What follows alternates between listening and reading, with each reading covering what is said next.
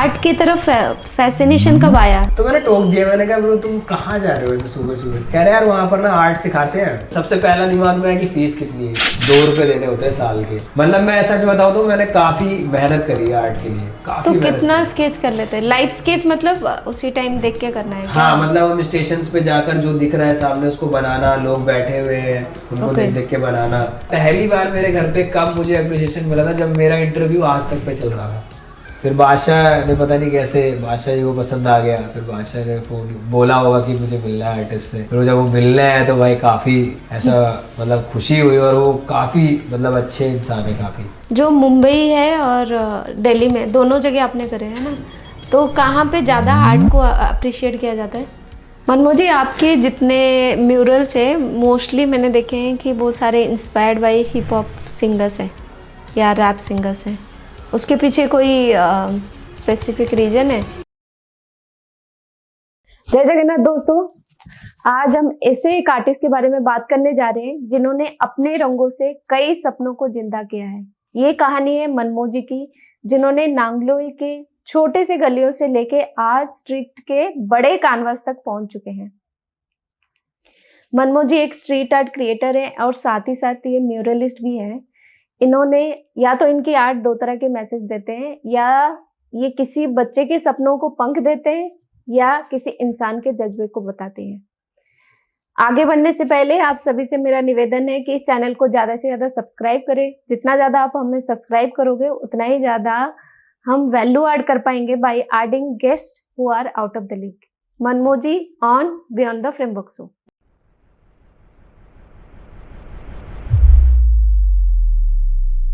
मनमोज जी, आपका स्वागत है बियॉन्ड द फ्रेमवर्क पॉडकास्ट में। कैसा लग रहा है इस प्लेटफॉर्म में आके? काफ़ी अच्छा लग रहा है, मैं वैसे प्राउड सा फील हो रहा है कि मैं पॉडकास्ट में बैठा हूँ किसी, मतलब काफ़ी अच्छा लग रहा है। और कोई स्ट्रीट आर्टिस्ट को मतलब ये मौका मिल रहा है, तो आप ऐसा काम कर रहे हैं, काफ़ी अच्छा लग रहा है। आपकी स्टोरी नांगलोई से स्टार्ट होती है। कैसा था आपका बचपन? बचपन में ऐसा ही, मतलब जैसा कॉलोनी में लोग थे, मतलब अभी सिंपली ऐसे ही, मतलब क्या स्कूल जाना है, खेलना है, कूदना है इधर उधर, और यही सारी चीज़ें चलती थी मतलब लाइफ में। कि मतलब काफ़ी चीज़ें थी, मतलब क्या ही बोलूँ। मतलब हमारे वहाँ का एरिया थोड़ा सा काफ़ी स्लम टाइप से ऐसा, और हर तरह की चीज़ें चल रही है उधर आसपास। काफ़ी कलेश चल रहे हैं, कहीं मज़े चल रहे हैं, कहीं नशे चल रहे हैं कहीं काम चल रहे हैं। तो वैसा ही मतलब बचपन तो काफ़ी ऐसे ही हमारा गुजरा है, मतलब तो ऐसे ही रहता है। आपने पढ़ाई कहाँ तक करी? पढ़ाई मैंने मतलब अगर पढ़ाई बोले तो 5th तक करी है।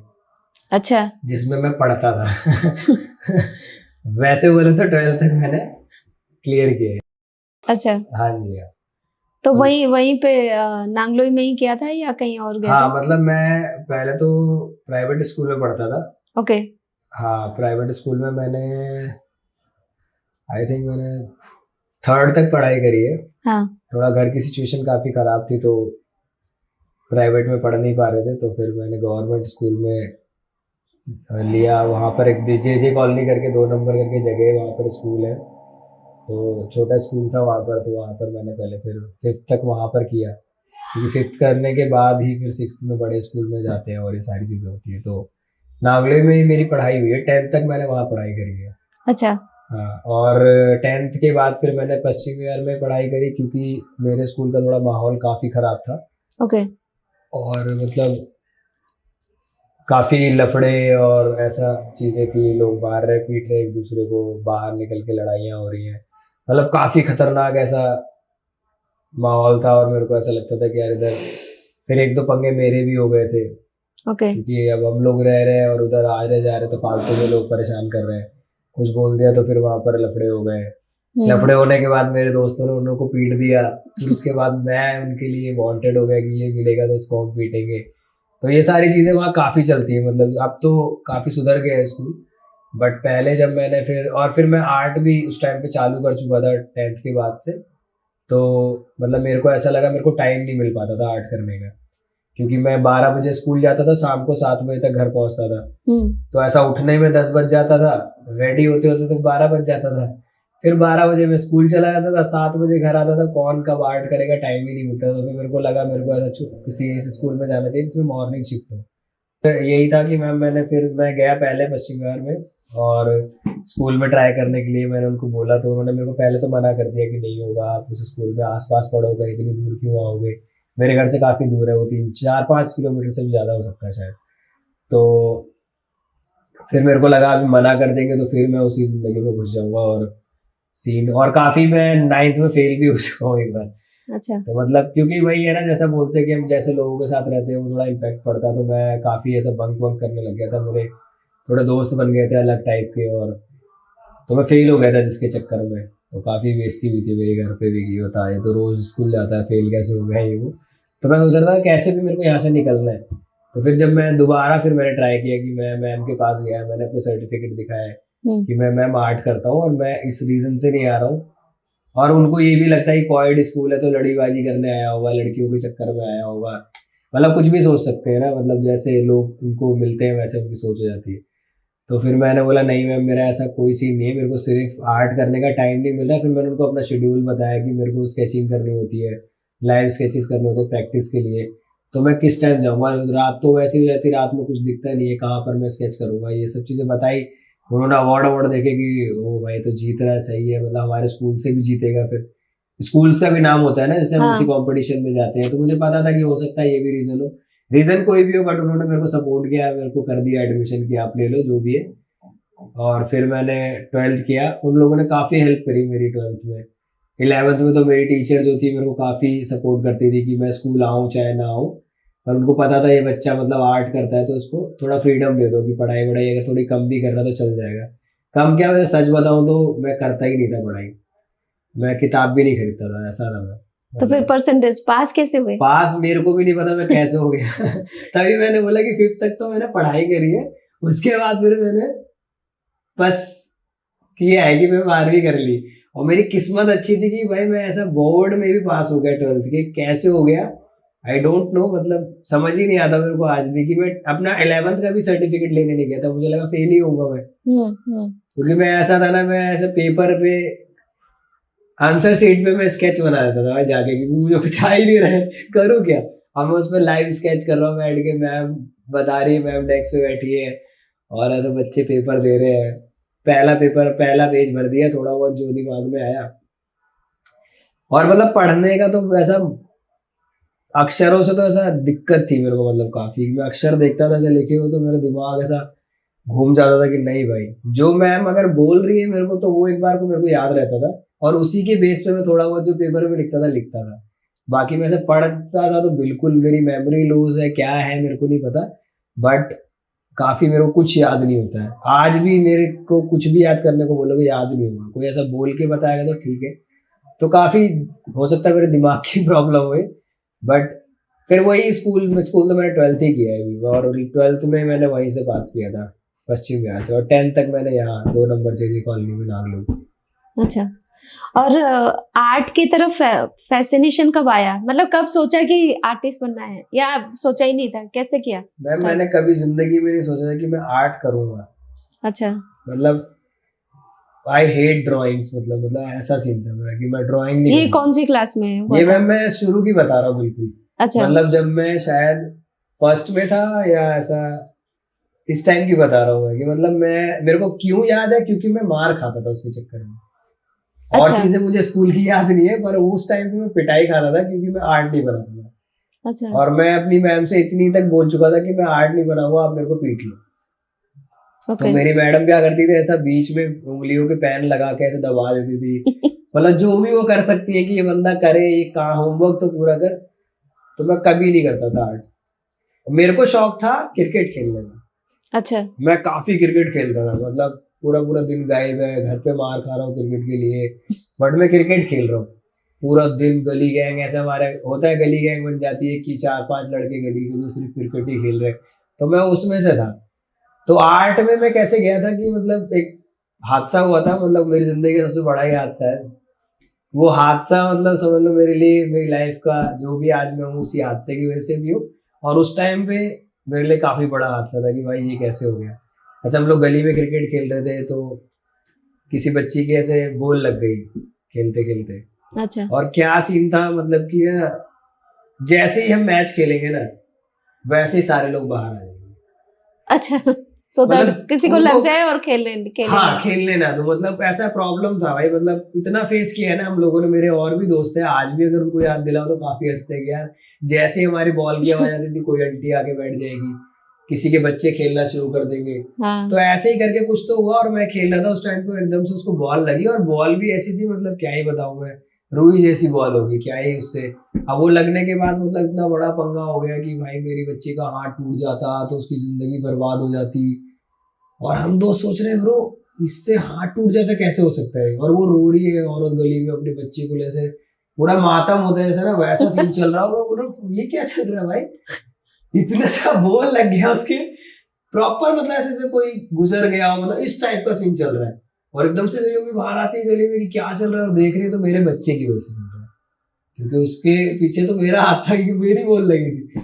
अब उसके बाद मेरी मम्मी ने मुझे काफी सुनाया कि तेरी वजह से सिर्फ हम बेइज्जती झेलते हैं जिंदगी में, तू खेलता है, तेरी वजह से देख आज क्या सुनना पड़ रहा है। तो मेरी मम्मी इमोशनल हो गई, रोने में लग गई, और मेरे को ना काफी इफेक्ट करती है सारी चीजें। उस दिन से मैंने सोच लिया कि मैं आज के बाद कभी जिंदगी में क्रिकेट नहीं खेलूंगा, चाहे कुछ भी हो जाए। तो वो डिसीजन जो मेरा था उस दिन का, उसके बाद तो फिर मेरी जिंदगी में बोर होना ही लिखा था, उसके अलावा मैं कुछ करता ही नहीं था, ना पढ़ाई करता था। तो मेरी गली के ही 2-3 बच्चे ना ऐसे 10 बजे कहीं तो जाते थे। अच्छा। तो मैं रोज बैठा रहता बाहर। एक दिन मैंने देखा कि ये लोग 10 बजे कौन सा स्कूल जा रहे हैं, वो भी मेरे स्कूल में पढ़ते थे। हाँ। तो मैंने टोक दिया, मैंने कहा ब्रो तुम कहाँ जा रहे हो ऐसे सुबह सुबह। कह रहे यार वहां पर ना आर्ट सिखाते हैं, और हम लोग को जाना होता है, हम वहीं से 10 बजे जाते हैं और सीखते हैं, फिर उसके बाद वहीं से स्कूल चले जाते हैं। मेरे दिमाग में आया कि यार ये सही टाइम पास है, मतलब मैं उधर बैठूंगा तो घर पे क्या करता हूँ, घर पे बोर होता हूँ, तो मैं जाके वहां पर टाइम पास करूंगा, वहीं से स्कूल चला जाऊंगा। तो मैं सबसे पहला दिमाग में आया कि फीस कितनी है, क्योंकि भाई फीस तो, कंडीशन इतनी खराब है कि मैं ट्यूशन नहीं पढ़ पा रहा हूँ, ये सब नहीं कर पा रहा, ये कैसे सीखूंगा। तो उन्होंने बोला कि भैया कोई फीस नहीं है यार, बस वहां पर 2 रुपए देने होते हैं साल के। अच्छा। मैंने कहा 2 रुपए तो मैं आराम से दे सकता हूँ। फिर मैंने बोला कलर और ये सब कह रहे वो ही देते हैं। तो नेशनल बाल भवन करके दिल्ली में जगह ITO रोड पे, अच्छा, काफी बड़ा बाल भवन है, तो जहाँ पर सारे जितने भी आर्ट फॉर्म्स है वहाँ पर ट्रेनिंग होती है। ओके। और काफी सस्ती होती है। तो कोई भी नॉर्मल बच्चा कर सकता है या वैसा? हाँ जी, मतलब मैं ये इस पॉडकास्ट के थ्रू भी मतलब बताना चाहता हूँ कि अगर लोगों को कुछ सीखना है, भरतनाट्यम क्लासिकल सारा कुछ, अच्छा, पेंटिंग, स्कल्पचर, भरतनाट्यम, सिंगिंग, कुछ भी आपको सीखना है ना, तो आप बाल भवन जा सकते हो। बस आपकी एज 16 से कम होनी चाहिए, क्योंकि वो बच्चों के लिए। अच्छा। फिर मतलब वहां से लोग सीख कर फिर सीनियर्स भी जाते हैं, पर एडमिशन के लिए 16 से कम होना चाहिए। अच्छा। हाँ, तो मतलब फिर मैं उन्हीं का ना ब्रांचेस है छोटी छोटी, बहुत दिल्ली में काफी, शायद 52 सेंटर्स है उनके, तो उसमें से एक नागले में भी था। अच्छा। तो मेरे को फिर पता लगा, फिर मैंने कहा चल ठीक है भाई, 2 रुपए तो मैं कैसे भी जुगाड़ कर लूंगा। मैं गया वहां पर, मैं सीख टाइम पास करने लगा भाई, कि लोग बैठे हुए, मैं अपना चिल कर रहा हूँ, वहां देख रहा हूँ सबको बस।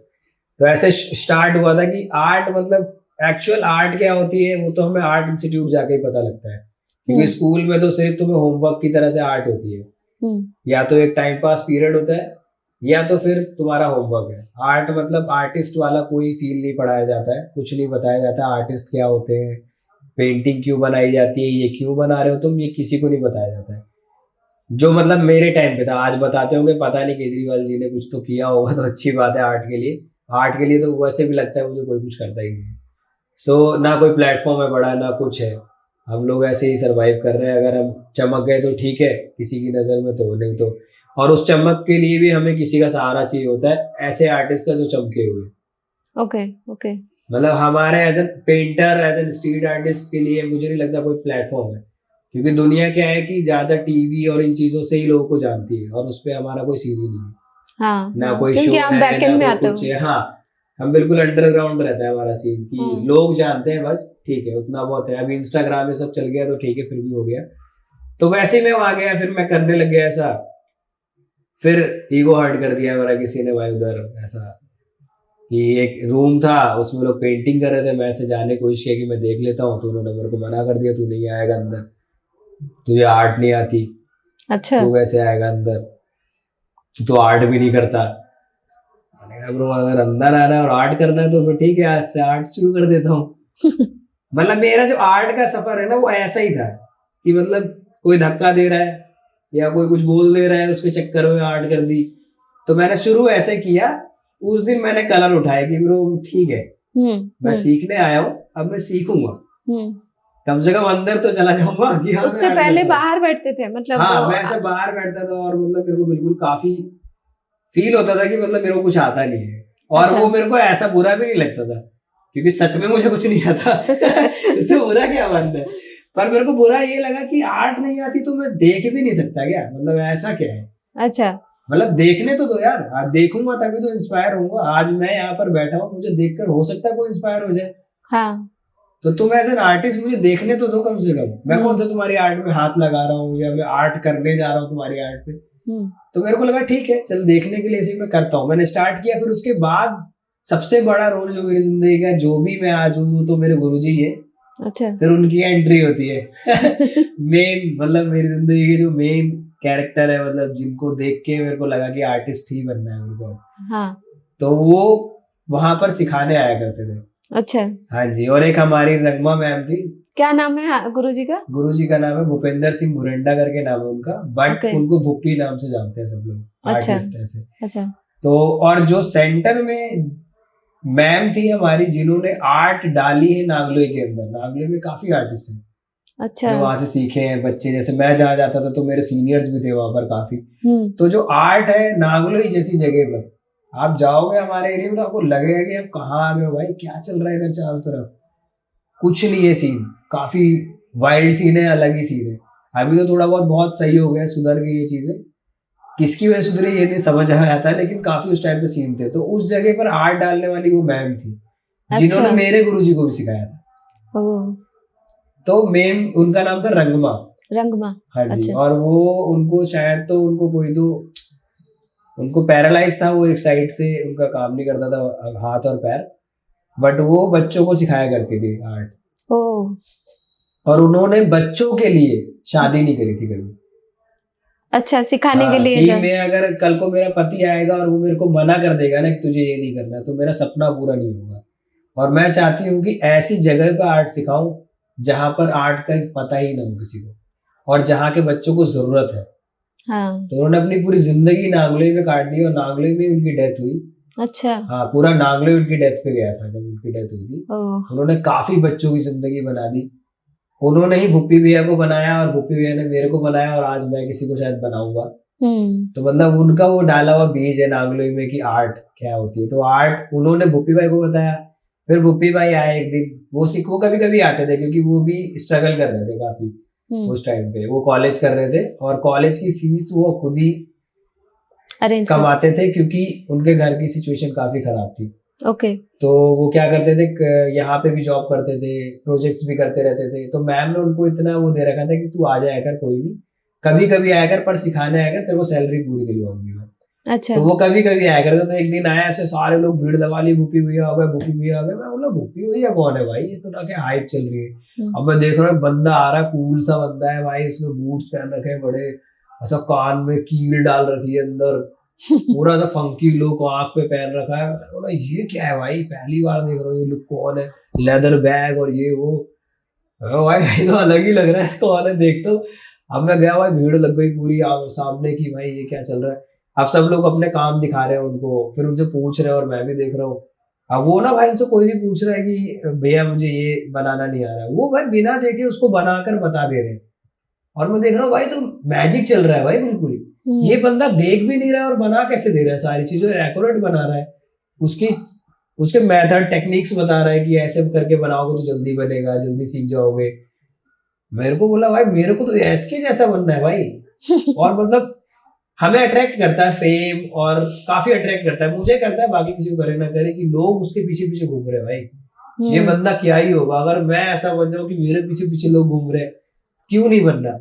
तो मैंने ऐसे बहुत ट्राई किया, पर उस दिन मेरी उनसे बात नहीं हो पाई। अच्छा। तो वो चले गए आके, उन्होंने चेक वेक किया और चले गए। उसके बाद मैंने पूछा यार भाई, यार भैया से मेरी बात भी नहीं हुई, कौन थे। फिर उन्होंने बताया ऐसे टीचर है और उनका काम बहुत बढ़िया है, और ये बहुत अच्छे आर्टिस्ट है। मैंने कहा ये तो बात भी नहीं करते। कह रहे भाई बात क्यों करेंगे, जब तक तू लाइव स्केच नहीं करेगा, उनको दिखाएगा नहीं, तो क्यों बात करेंगे। वो तो सिर्फ चेक करने आते हैं और फिर अगर अच्छा लगता है तो बात करते हैं लोगों से। मैंने कहा ठीक है भाई, अच्छा। आज से ये भी चालू कर देते हैं, अब मुझे इनसे बात करनी है। मैंने फिर मेरे को एक बंदा मिला वहीं पर ही सीनियर था, जिसने मेरे को बहुत सपोर्ट किया, चंदन नाम है उसका। बहुत सपोर्ट किया उस बंदे ने मेरे को। मैंने उससे पूछा क्योंकि वो सीनियर था, मैंने बोला भैया मेरे को ना ये सीखना है, स्केचिंग कैसे करते हैं। उसने बोला भाई देख बहुत मुश्किल है, लाइव करना होता है, जाना होता है साथ में। मैंने कहा भैया मेरे को ले चला करो अपने साथ, मैं अकेले तो मुझे समझ नहीं आएगा अभी। तो कह रहा ठीक है तू चलेगा तो मेरे साथ चल लिया कर। तो उसके साथ फिर मैं गया, मुझे फिर पता लगा लाइव स्केच क्या होता है और वो क्यों करते हैं। फिर मैंने लाइव स्केचिंग शुरू करी बहुत सारी। फिर धीरे धीरे जब लाइव स्केचिंग शुरू हो गई, फिर एक दिन भूपी भाई की एंट्री होती है। अच्छा। अब तो मेरे पास लाइव स्केच भी है। मैंने कहा भाई इस बार तो बात पक्की है इस बार बात पक्की है। फिर वो आए बैठे और उधर भीड़ भी कम थी, तो फिर मैंने भी दिखाया। तो भैया ने बोला यार तू तो पहली बार देखा हुआ लग रहा है मेरे को। मैंने कहा सर मैं अभी अभी आया हूँ। कह रहा सर मत बोल, पहली बात तो भूपी भैया बोल रहे, भैया बोल रहे, भाई बोल रहे, लेकिन सर मत बोला कर। मैंने ठीक है भैया। तो वो कभी भी सर नहीं बुलवाते अपने आप को, भाई ही बुलवाते हैं सर। तो फिर उन्होंने, मैंने भाई बोला, मैंने कहा मेरी भी स्केचिंग कर, तू लाइव स्केच करने लग गया थी। मैंने कहा नहीं मैं काफी टाइम से आता हूँ और मैंने थोड़ा बहुत किया है। अब उनकी आदत क्या थी ना कि वो बहुत मोटिवेट करते थे, चाहे जैसा भी तुम बना रहे हो ना, अच्छा। तुम्हें ऐसा दिखा देंगे लगेगा तू ही सब है भाई और तू सब कुछ कर सकता है। अब उन्होंने देखा मेरा स्केच, बोल रहे यार तू कितनी बढ़िया स्केचिंग करता है और तू अभी से स्टार्ट कर दिया और इतने सारे स्केच तूने एक हफ्ते में बनाए। मैंने कहा हाँ भैया मैं रोज सुबह जाता हूँ।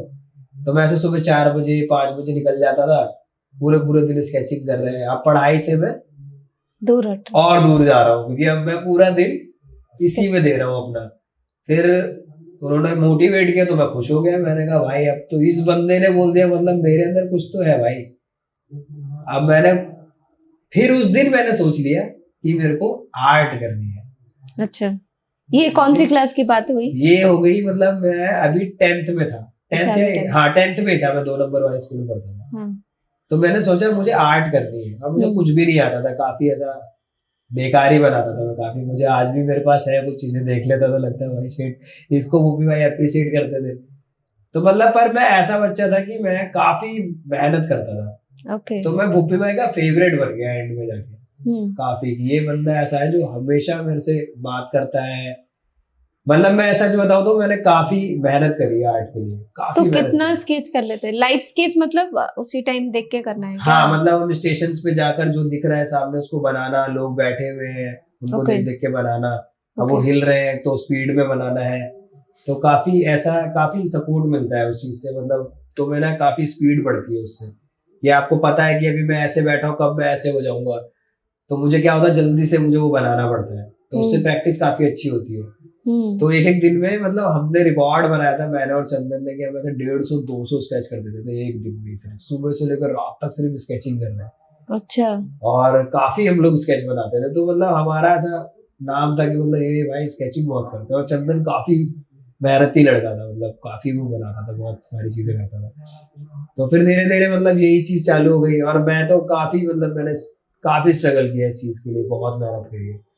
तो इसको मतलब समझ लो मैंने जॉब तक की है कि मतलब मेरे को ऐसा पेंसिल खरीदनी है, ये सब खरीदनी है। और मैंने कभी अपने घर से पैसे ही नहीं लिए इस चीज के लिए। ओके। हाँ मैंने कभी पैसे नहीं लिए क्योंकि मुझे पता था मेरे घर की सिचुएशन क्या है।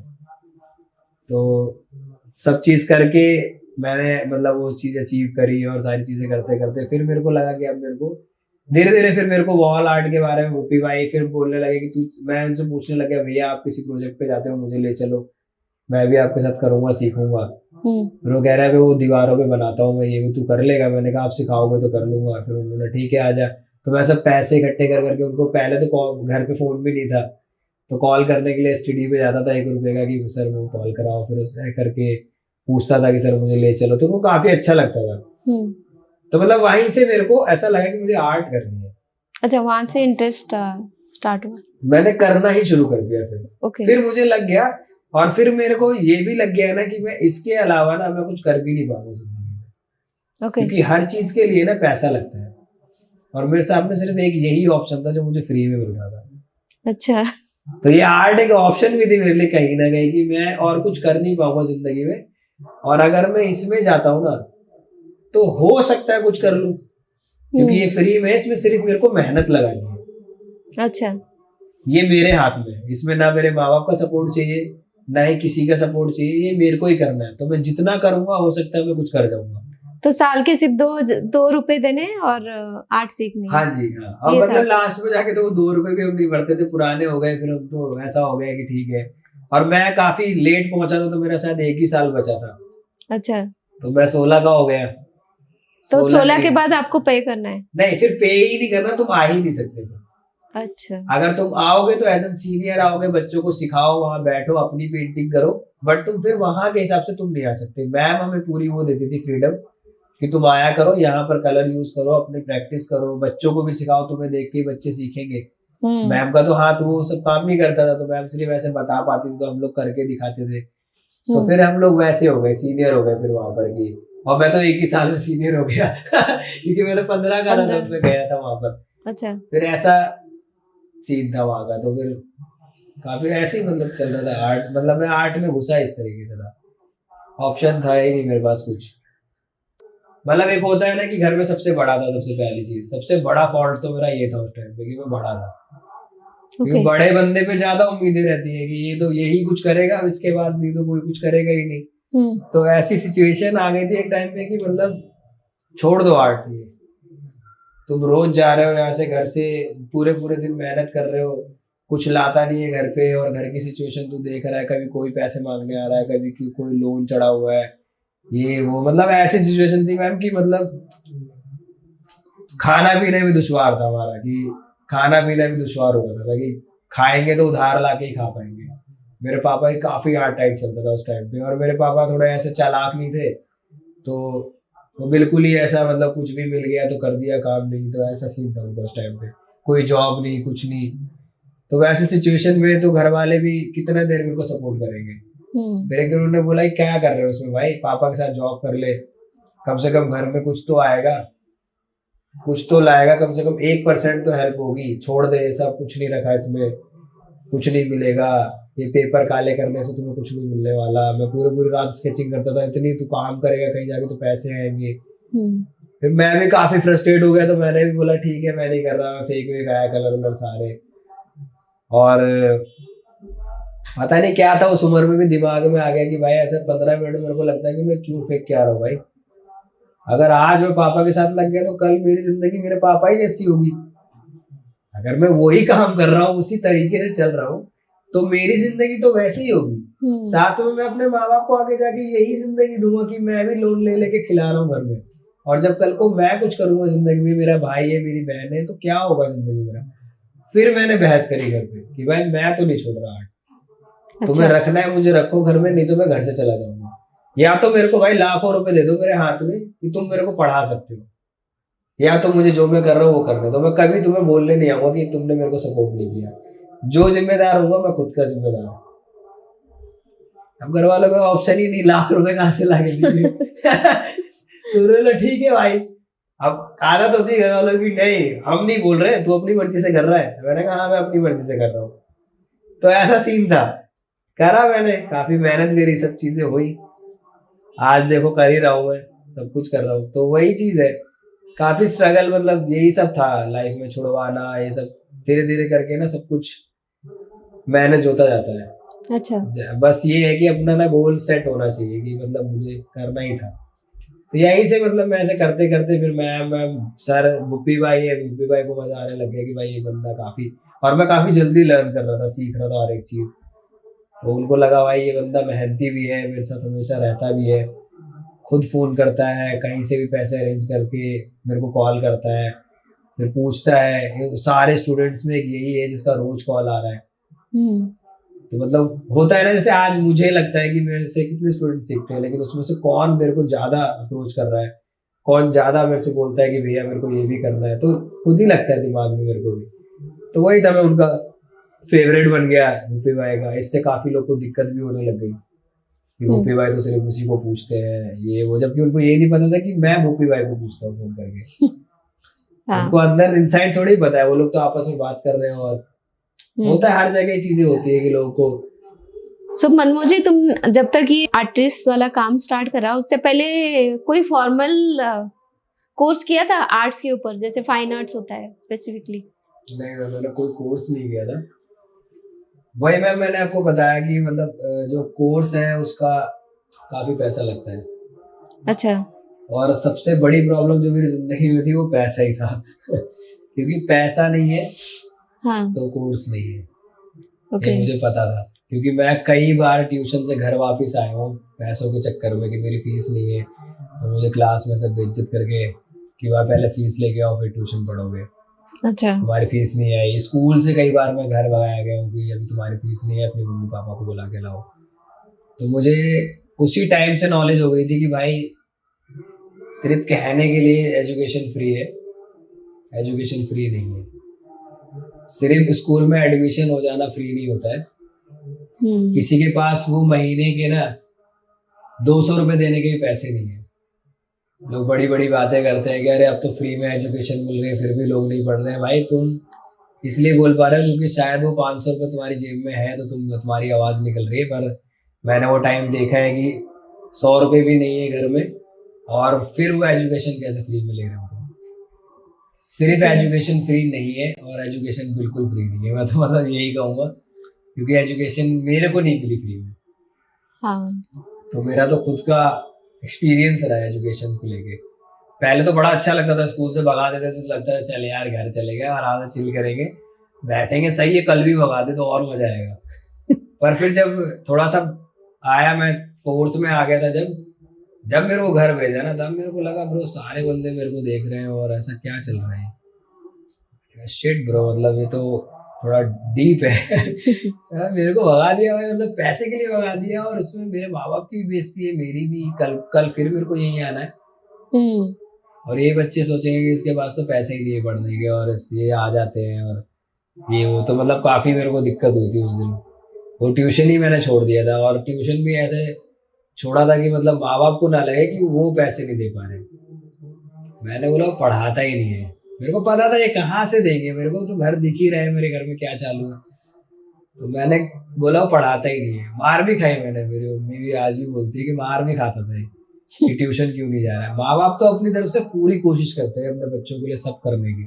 अच्छा। पर कहीं कहीं हार जाते हैं ना वो कोशिश करके क्या ही कर रहे थे, किसी से मांग के दे रहे थे और सामने वाला भी कितने दिन देगा तुम्हें, फिर तुम्हें भी तो वापस करना है ना। और जब सामने वाला मना कर देगा फिर क्या करोगे। वो तो अपनी तरफ से पूरा ट्राई कर रहे थे कि पढ़े, लेकिन मेरे को पता था और पता नहीं कैसे वो बोलते ना लोग कि गरीब के बच्चे जल्दी बड़े हो जाते हैं। तो सिचुएशंस तुम्हें बता देती है कि मतलब तुम क्या कर पाओगे क्या नहीं। और मेरी किस्मत अच्छी थी कि मैं जल्दी समझ गया था, नहीं तो हो सकता है कि 12वीं के बाद मुझे समझ आता और नहीं आता तो क्या करता मैं। फिर मैं भी कहीं गांजा फूक रहा होता, कहीं चप्पल फैक्ट्री में काम कर रहा होता, जैसा मेरे वहाँ का माहौल है मैक्सिमम लोग यही करते हैं उधर। अच्छा। कोई चप्पल फैक्ट्री में काम कर रहा है, कोई जूते फैक्ट्री में काम कर रहा है, कोई कबाड़ा ही चूम रहा है, कोई रिक्शा चला रहा है, बैटरी रिक्शे चला रहे हैं। मेरे जानकार कितने लोग हैं जो नशे में फंसे हुए हैं। तो अभी आपने घर शिफ्ट कर लिया? नहीं वहीं पे इतना पैसा ही नहीं कमा पाया अभी तक कि मैं वहां से घर ले सकूं, क्योंकि मेरे को लगता है बहुत बड़ा टास्क है घर लेना कहीं। अच्छा। और उसके लिए काफी पैसा चाहिए होता है। और मेरा घर की तो मतलब हाँ मैंने एक चीज अचीव करी कि मैंने अपना घर बनवा लिया है काफी अच्छा। पहले मेरा घर काफी ऐसा था कि मतलब समझ लो अगर बारिश हो रही है, बारिश आने से पहले हमारे घर में टेंशन चालू हो जाती थी। अच्छा। किसी के लिए तो बारिश बहुत अच्छी चीज है, वो बारिश का मौसम आएगा तो हम चाय पियेंगे, कॉफी पियेंगे, मचाएंगे, पकौड़े खाएंगे। और हम लोग सोच रहे ब्रो बारिश आएगी तो घर टपकेगा भाई पूरा, और हम लोग टेंशन में, नाली का पानी घर में भर जाएगा, हम लोग कैसे साफ करेंगे। तो मतलब दो जिंदगी एक ही जगह पे चल रही है भाई। वो सामने वाला घर है कि जहाँ पर सब कुछ है, उनका घर ऊंचा बना हुआ है, उनके पास सारे चीजें हैं जिनसे वो मजे ले सकते हैं बारिश के। पर एक सामने ही हमारा घर है कि हमें पता है कि जैसे ही बारिश होगी मेरे घर में पानी भर जाएगा। और मतलब आप समझ लो वाटरफॉल, मेरे घर के अंदर झरने थे, ऐसा पानी ऐसे बहता था दीवारों से जब बारिश होती थी। और हम लोग पूरी रात बैठे रहते थे, मैं मेरी बहनें, क्योंकि लेट ही नहीं सकते आप, पानी पूरा गीला हो रहा है, बिस्तर गीला हो रहा है। अच्छा। तो काफी प्रॉब्लम होती थी। और वही मेरा ना सबसे बड़ा टारगेट था जब मैं अभी जब मैंने वॉल आर्ट ये सब शुरू किया और मेरे को लगा कि हाँ मैं पैसे कमा सकता हूँ इस चीज से, तो मेरा पहला टारगेट यही था कि तो मैं अपना घर बनवाऊंगा। ये वॉल आर्ट अभी जो करते हो वो किसी ऑर्गेनाइजेशन के थ्रू करते हो या अपने से? ये मैम मतलब वैसे तो मैं फ्रीलांसिंग करता हूँ, मतलब Okay. मेरा खुद का ही सारा सीन होता है उसमें। और काम कैसे मिलता है? सॉरी, ऐड करो। हाँ, काम मेरे को मिलता है मैम पहले, मतलब मैं तो यही कहना चाहूंगा, काम काम से मिलता है। अच्छा। तुम्हारा काम ही तुम्हें काम दिलवाता है, तुम कैसा काम करते हो ना, वो काफी डिपेंड करता है। आज मेरे को काफी लोग पूछते हैं, इंस्टाग्राम पे मेरे को काम मिलते हैं काफी, और कंपनीज है कुछ, जैसे कि सबसे बड़ा, मतलब मैं अपने पॉडकास्ट में सबसे बड़ा श्रेय तो उसको ही दूंगा जो मेरे को काफी हेल्प किया जिन्होंने आज तक। विकेट ब्रोस करके एक कंपनी है, अच्छा। स्ट्रीट आर्ट की कंपनी है, तो जिनके पास काफी बड़े बड़े प्रोजेक्ट्स और ये सब आते हैं। और आज जो मेरा घर भी बना है तो कहीं ना कहीं उन्हीं की वजह से बना है, उन्होंने मेरे को इतने प्रोजेक्ट्स दिए कि मैं पैसे कमा पाया, क्योंकि मेरे को तो एडवर्टाइजिंग भी करनी नहीं आती थी, और मतलब उसके लिए भी तो पैसा लगता है, तो वो पैसा लगाने के लिए कुछ नहीं था कि जिससे मेरे पास काम आए। और मैं इतना फेमस भी नहीं था उस टाइम पे कि मेरे को कोई जानता ही नहीं था, क्योंकि मैंने हमेशा इंटीरियर आर्ट करी थी पहले। वॉल आर्ट में तो मैं बहुत बाद में आया हूँ, अभी 4 साल पहले ऐसे आया हूँ, वरना तो मैं ऐसे ही पेंटिंग वेंटिंग करता था और कैनवस पेंटिंग या वॉल आर्ट कर दी कैफे में जाके, तो वो जिंदगी थी, क्योंकि मेरे गुरुजी वही करते थे। अच्छा। वो स्ट्रीट आर्ट नहीं करते थे और ये सब चीजें। स्ट्रीट आर्ट में मैं क्यों आया वो भी बताता हूँ आराम से। बाकी पहले तो मैं इसी को कवर करता कि भाई जो अपना ये वाला सीन है कि मैं काम तो मेरे को ऐसे ही मिलता है। अभी क्या है कि मैं जब मैंने काम करता हूँ ना, तो मैं काफी शिद्दत से काम करता हूँ। अच्छा। क्योंकि मैं पैसा कमाने के लिए काम नहीं करता, मैं पोर्टफोलियो बनाने के लिए काम करता हूँ। ओके। कि मेरे को ना ये दिखाना है कहीं पर, ये मैंने किया है। तो मेरे को पैसा मैटर नहीं करता वहां पर कि मेरे को कितना मिल रहा है, मेरे को मैटर करता है कि मेरे को मौका मिल रहा है और ये मौका ना मेरे को अचीव करना है। ओके। मेरे को सेटिस्फेक्शन चाहिए। सीन ऐसा होता है कि लोग, अरे यहाँ तो इतना पैसा मिल रहा है, वह कौन मेहनत करेगा, नहीं। और ये मैंने मतलब मैं कहना भी चाहूंगा बहुत सारे आर्टिस्ट से जो भी आज पेंट कर रहे हैं, कि अगर तुम 100 रुपए में भी काम कर रहे हो ना, मतलब मेरा खुद का एक्सपीरियंस है ये कहीं से, और मैं पढ़ा नहीं हूँ पहली चीज, तो मैं किसी का भी कॉपी पेस्ट नहीं मार रहा हूँ कहीं से, और ना ही मैं किसी कोई चीज सुनता हूँ, मैं अपना ही एक्सपीरियंस शेयर कर रहा हूँ कि अगर तुम 100 रुपए का भी काम करते हो ना, तो वो 100 रुपए का काम ना हो सकता है कि 1000 रुपए के काम को भी दिख जाए। हाँ। ठीक है, और उसी से तुम्हें 1000 रुपए का काम मिलने वाला है। तो 100 रुपए का काम भी ऐसे करो जो तुम 1000 वाला करने वाले हो, क्योंकि वही 100 रुपए वाले काम से मैंने लाखों रुपए कमाए हैं उसी काम के थ्रू, क्योंकि मैंने वो किया तो वो लोगों ने देखा और उनको लगा कि ये बंदा डिजर्व करता है इतने पैसे। ओके।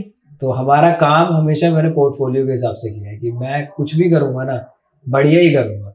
मैं फ्री में भी काम कर देता हूँ, मेरा तो ऐसा जॉनर है कि मेरे को फ्री में भी मिलेगा ना, क्योंकि मुझे है कि मुझे काम करना है कुछ, मैं खाली नहीं बैठ सकता कहीं।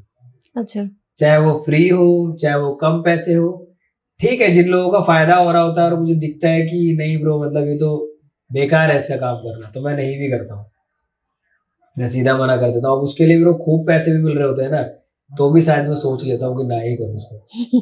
मैं कल को क्या मुंह दिखाऊंगा, ये मैंने बनाया है। क्योंकि मेरी आज जो भी रिस्पेक्ट है ना मेरे काम से ही है, सच बताऊं तो। हाँ। क्योंकि मैं ऐसा काम करता हूँ तो लोग रिस्पेक्ट करते हैं कि ये बंदा काफी अच्छा काम करता है। और स्ट्रीट आर्ट और मतलब जो मुझे लगता है हुनर वाली जितनी भी चीजें है ना, वो बेस्ट होनी चाहिए हमेशा। हाँ। क्योंकि उसमें तुम्हारा, क्योंकि जैसे अब पढ़ाई है, तुम्हारी पढ़ाई कोई नहीं पूछता है कि तुम पढ़ के बताओ, तुम्हारी डिग्री पे तुम्हारा लिखा होता है कि तुमने ऐसी पढ़ाई की थी, तुम्हारे इतने नंबर आए। तो हमारी डिग्री क्या है, हमारा काम है कि जब मैं काम दिखाऊंगा ना उसको कि ये, वो ये थोड़ी पूछेगा 2 लाख का किया था 20 लाख का किया था। वो तो ये वो देखेगा भाई काम कितना बढ़िया किया। हाँ। मैं तो उसको बोल सकता हूँ कि मैंने इसके लिए 5 लाख लिए थे, चाहे मैंने 100 रुपए में किया हो। हाँ। उसको थोड़ी पता है मैं क्या कर रहा हूँ, लेकिन वो काम देख रहा है कि भाई ये बंदा काम करता है इतना बढ़िया। तो हमारी डिग्री हमारा काम है, आप उसी से कॉम्प्रोमाइज करने लगेंगे तो फिर तुम्हारा एक इमेज बन जाएगा, वो इमेज खराब हो जाएगी। तो इसलिए मतलब मेरे को काम तो आता है, काफी कंपनीज है दिल्ली, अभी एक सर और है अक्षित सिन्हा सर करके, उन्होंने भी इमेजिनेशन करके आर्ट है, स्ट्रीट आर्ट करके उन्होंने कंपनी खोली है, उन्होंने मेरे को काफी सपोर्ट किया है। एक ऋषि भैया करके है मुंबई में, मतलब स्ट्रीट आर्ट मेरे को मुंबई से ही पता लगा था अच्छा। कि स्ट्रीट आर्ट क्या होता है। वरना मेरे को तो लगता सिर्फ आर्ट है, मैं आर्ट कर रहा हूँ कैफेज में वॉल्स पे बना रहा हूँ, बस बात खत्म हो गई मेरी। पर मैं मुंबई गया था, मैं 2-3 साल मुंबई में रहा हूँ। तो स्ट्रीट आर्ट की जो जर्नी है वहीं से स्टार्ट करा? वहां से स्टार्ट हुआ था एक्चुअल स्ट्रीट आर्ट क्या होता है, म्यूरल्स क्या होते हैं। आज मैं अपने आप को म्यूरलिस्ट बोलता हूँ, मुझे पता भी नहीं था कि म्यूरल्स क्या होते हैं वैसे? म्यूरल्स मैम वही होते हैं जो मतलब बड़ी दीवार पे पेंट करते हैं ना, Okay. और मतलब बहुत ही हमारा एक मैसेज होता है उस पे कि पूरा हम लोग बनाते हैं अच्छे से। बड़ी म्यूरल्स और वॉल आर्ट और म्यूरल्स बहुत ही आसपास की चीजें हैं, मतलब सेम ही है। सेम ही है। तो हम लोग बड़े स्केल पे बना रहे हैं तो उसको म्यूरल बोलते हैं, और ऐसा सीन है। अच्छा। तो म्यूरल मेरे को पता कैसे लगा स्ट्रीट आर्ट, वही मुंबई में पता लगा, क्योंकि मैं मुंबई गया था, और मुंबई इसलिए गया था क्योंकि मेरी सिस्टर की शादी होने वाली थी। अच्छा। और अभी मैं घर से काफी साल से बाहर था, तो घर वालों की एक्सपेक्टेशन थी कि भाई ये कुछ तो करेगा, और मैंने बोला था कि मैं घर पे हेल्प करूंगा जब बहन की शादी होगी। और मैं देख रहा हूँ मेरे पास तो 1 रुपये भी नहीं है, और मेरी बहन की शादी भी होने वाली है, तो मैं क्या करूँ क्या करूँ। तो दिमाग में ऐसा था कि मैं मुंबई जाके लोग काफी काम मिल जाता है, लोग हो जाते हैं। मूवीज में भी लोग देखे मैंने कैसा हीरो मुंबई गया, फिर वहां से वो कुछ बन गया। और फिर मेरी एक जान पहचान भी थी वहां पर, जो ऋषि करके जिनकी मैं बात कर रहा हूँ, तो उन्होंने बात करी मैंने, मैं वहां गया, फिर वहां मैंने शुरू किया जॉब करी उनके यहाँ पर, वो इवेंट कंपनीज चलाते थे। तो उनके साथ मैंने जॉब करी, तो उन्होंने क्या किया, मेरे को रखा और मेरे लिए काम उठाने शुरू किए। अच्छा। कि जैसे मैं काम करूंगा उसका कुछ परसेंट वो रखेंगे, जो भी वो मेरी उसमें लाने में उनका पैसा खर्च होता है, जो भी है मैनेजमेंट का, फिर जो होगा मेरे को सैलरी मिलेगी उसमें, कि मेरी सैलरी है ये। तो मेरे को लगा चल ठीक है, सैलरी तो रहेगी कम से कम, मैं कुछ तो दूंगा। अभी मेरे पास 5-6 महीने हैं जो भी है, क्योंकि लास्ट में जाकर मेरी ये सिचुएशन आ गई थी 5-6 महीने और मेरे पे 1 रुपये नहीं है। तो मेरे को लगा ब्रो कुछ तो करना पड़ेगा। और मैं वहां देख रहा हूँ कि एक इवेंट करवाते हैं वो, जिसमें मुंबई के आर्टिस्ट आ रहे हैं। अच्छा। और वो लोग ना म्यूरल पे, वो ऐसा मतलब सॉरी म्यूरल बोल रहा हूँ, वॉल पे ग्रेफिटी बजा रहे हैं, ग्रेफिटी ऐसा बड़े बड़े पोर्ट्रेट, और लोग पेंट कर रहे हैं। और मैं वहां जॉब करता हूँ और मैं वहां पेंट नहीं कर रहा हूँ, क्योंकि मैं वहां जॉब करता हूँ। मैं उनके इंटरव्यूज ले रहा हूँ कि भाई आप ये कैसे बनाते हो, आपका भाई मतलब मेरे को इतना ऑड लग रहा है कि मैं क्यों झूठी चीजें कर रहा हूँ, मेरे को तो पता है। और ये फिर मेरे को लगा पर ये है क्या, ये बाहर क्यों बना रहे हैं, आउटडोर में पेंट कर रहे हैं। फिर उनका मैंने देखा इंस्टाग्राम पे लोग बहुत एक्टिव है, ये इस पे क्यों डाल रहे हैं, ये लाइव क्या है, लोग लाइव आ रहे हैं। मैंने कहा लाइव से क्या प्रॉब्लम है, सीन क्या है लाइव का। तो मतलब मुझे लगा कि फिर मेरे को उस टाइम तो समझ नहीं आया, बस मेरे को ये फील हुआ कि यार मैं एक आर्टिस्ट हो गए, मैं पेंट नहीं कर रहा हूँ यहाँ पर। होता है ना लोग बोलते हैं जॉब में कि यार मैं जॉब कर रहा हूँ यार, वो नहीं कर पा रहा जो मुझे करना है, वो फील होता है। जो क्रिएटिव इंसान होता है ना, बस उसी को फील होता है। और जिसको वो चीज, वो उसके अंदर स्किल्स होती है ना, जिसके अंदर की मतलब मैं ये कर सकता हूँ, तो उसको ज्यादा फील होता है। अच्छा। यार मैं ये कर सकता हूँ लेकिन मैं नहीं कर पा रहा हूँ, क्यों, क्योंकि मुझे पैसे मिल रहे हैं ये ना करने के। तो मैं वहां वो फील कर रहा था कि मेरे को पैसे मिल रहे हैं ये ना करने के, तो मैं ज्यादा नहीं बोल सकता कुछ। वो सपोर्ट करता था काफी, ऋषि भैया ने जो भी है वो सपोर्ट करते थे, बट उस टाइम पे तो वो काम था ना, वो इवेंट मैनेज करना था, वो करेगा कौन था। हाँ। अगर मैं ही पेंट करने लगा तो उनकी भी कहीं ना कहीं मजबूरी थी, बट मेरे को ये अंदर से फील हो रहा था कि यार ये क्या है, मुझे ये चीज करनी है। और लोग भाई ऐसे, फिर जब मैं विकेट ब्रोस से भी मुंबई में मिला था, ओके, तो विकेट ब्रोस को काम था, तो ऋषि को वो काम मिला था। अच्छा। तो ऋषि भाई को जब वो काम मिला तो मैं गया काम करने के लिए। तब विकेट ब्रोस ने मेरे को जाना कि एक ऐसा भी कोई आर्टिस्ट है जो पेंट कर रहा है। और जब मैं विकेट ब्रोस से मिला, विकेट ब्रोस ने मेरे को बताया कि ब्रो स्ट्रीट आर्ट ये होता है, तू इतना अच्छा आर्ट कर रहा है तो इंस्टाग्राम पे क्यों नहीं डालता है। वहां से इंस्टाग्राम की जर्नी हुई। इंस्टाग्राम मुझे पता लगा क्या होता है। मतलब मैं जो भी आज हूँ, एक तो मेरे गुरुजी ने तो स्किल्स दी है, बट फिर उसके बाद जो जो लोग मिले उसमें विकेट ब्रोस का बहुत बड़ा हाथ है। मतलब मेरे को पता ही नहीं था कि आज जो भी मैं कर पा रहा हूँ उन्हीं की वजह से, क्योंकि हो सकता है कि मतलब मेरे को ये सब पता ही नहीं होता तो मैं पता नहीं कहाँ होता। हाँ। मेरा जो फील था वो स्ट्रीट आर्ट वाला ही था, पर वो मुझे पता ही नहीं था। फिर उन्होंने मुझे बताया कि तू इंस्टाग्राम पे डाल भाई, तेरे को कोई जानता ही नहीं और तू इतना अच्छा आर्ट करता है। सबसे बड़ी बात तो तुझे जानना चाहिए, अगर आज ऋषि नहीं होता तो हम तेरे को जानते ही नहीं कभी। तो उसने अच्छा। मेरे को बताया स्ट्रीट आर्ट के थ्रू ये करते हैं लोग। तूने अभी तो सिर्फ ग्राफिटी देखा है, म्यूरल भी होते हैं उसमें तू अपने मैसेजेस दे सकता है लोगों को। तू क्या सोचता है, तू वैसा भी पेंट कर सकता है, इसमें पैसे भी अच्छे हैं। फिर उसने बोला कि तू इससे इतना कमा सकता है, उतना कमा सकता है, उन्होंने बताया मुझे। मैंने कहा ब्रो ये तो बहुत हार्ड चीज है। तो मैंने बोला ठीक है, मैं देखता हूँ इंस्टाग्राम पे एक्टिव होता हूँ। फिर मैंने बोला आप मेरे को हेल्प करना। कह रहा भाई तुझे जब भी हेल्प चाहिए, उन्होंने मेरे को नंबर दिया कि जब तेरे को जरूरत पड़े ना मेरे को फोन कर, अच्छा। मैं तेरे को हर चीज हेल्प करूंगा। क्या लिखना है, किसको टैग करना है, कैसे करना है ना, सब तेरे को बताएंगे हम लोग। वो बहुत हेल्पफुल है। अगर आज भी कोई मुंबई जाता है ना और अगर मैं उसको बोल दूं कि तू विकेट ब्रोस से मिल ले, तो उसकी कुछ ना कुछ मदद होगी वहां पर। ओह। वो इतना एक्टिव रहते हैं वहां पर आर्टिस्ट के लिए। काफी आर्टिस्टों को उन्होंने बनाया है, बहुत बड़े बड़े आर्टिस्ट बना दिए उन्होंने। तो ये एक ही बंदे की बात करो, कंपनी की बात करो जो विकेट ब्रो? ये जो कंपनी है उसमें दो बंदे हैं। अच्छा। एक है जैन सिद्दीकी करके, ओके। और एक है ओमकार धारा। ओके। ये दो बंदे जो उस कंपनी को चलाते हैं, सीईओ। ओके। और ये दोनों ही इस चीज को लीड करते हैं। एक बंदा मुंबई में, ओमकार धारा, अभी मुंबई में वो संभालते हैं। वो दोनों अभी अलग अलग जगह पे हो गए। एक दिल्ली में थे काफी टाइम, अभी वो कुछ टाइम पहले अभी भोपाल शिफ्ट हुए। दो अच्छा। जैन है। अच्छा। तो जैन दिल्ली संभालते थे और वो मुंबई संभालते थे। मुंबई में कोई भी सीन होगा तो वो करेंगे, इधर दिल्ली में कोई भी सीन होगा तो दिल्ली में भी हमारी बहुत बड़ी आर्ट कम्युनिटी है विकेट ब्रोस करके, जिसमें काफी आर्टिस्ट है। अच्छा। तो जिनको एक दूसरे से काम मिलता है, एक दूसरे को जानते हैं कम्युनिटी में रहकर। कोई किस चीज का आर्टिस्ट है, कोई किस चीज का आर्टिस्ट है, तो एक दूसरे को काम भी मिलते रहते हैं। विकेट ब्रोस भी लोगों को इवेंट करवाता है, मिलवाता है, काफी चीजें वो लोग करते हैं। तो उन्होंने काफी मेरी मदद करी वहां पर। फिर उन्होंने मेरे को सिखाया ऐसे होता है वैसे। फिर मेरे को भी ऐसा लगा कि मैं, मतलब मेरे को ऐसा लगता है ना कि एज एन आर्टिस्ट मैं पब्लिक के लिए क्या कर सकता हूँ। अपने लिए तो कर रहा हूँ मैं, अपने लिए तो हर कोई कर रहा है। सुबह उठते ही लोग अपने लिए करना शुरू कर देते हैं भाई। मतलब सोते भी अपने लिए करके है और सुबह उठते भी अपने लिए करने के लिए। पर मैं आर्टिस्ट हूँ और मैं क्या देख रहा हूँ ना बचपन से, कि लोगों को ना पता ही नहीं है क्या है दुनिया, है क्या। ये पटरी पार करने के बाद जब हम पीरागढ़ी और पश्चिम बंगाल क्रॉस करते हैं तो दुनिया ही नहीं पता उनको क्या होता है। ठीक है, वो लोग उतनी चीज में जीवित है जिस चीज को उनको पता है, जो वो रोज देख रहे हो। तो ऐसी कितनी जगह होंगी जहां पर कुछ पता ही नहीं है। और मेरा एक पॉइंट ऑफ व्यू है भाई, मुझे चीजें दिख रही हैं, मुझे काफी चीजें दिख रही हैं जो हो सकता है कि लोग ऑब्जर्व भी नहीं कर रहे। जब मैं बात करता हूँ नॉर्मल पर्सन से तो मतलब ऐसा नहीं बोलूंगा कि वो लोग को कुछ समझ नहीं आता है कि मैं आर्टिस्ट हूँ तो मैं ही सब समझ सकता हूँ, ऐसा कुछ भी नहीं है।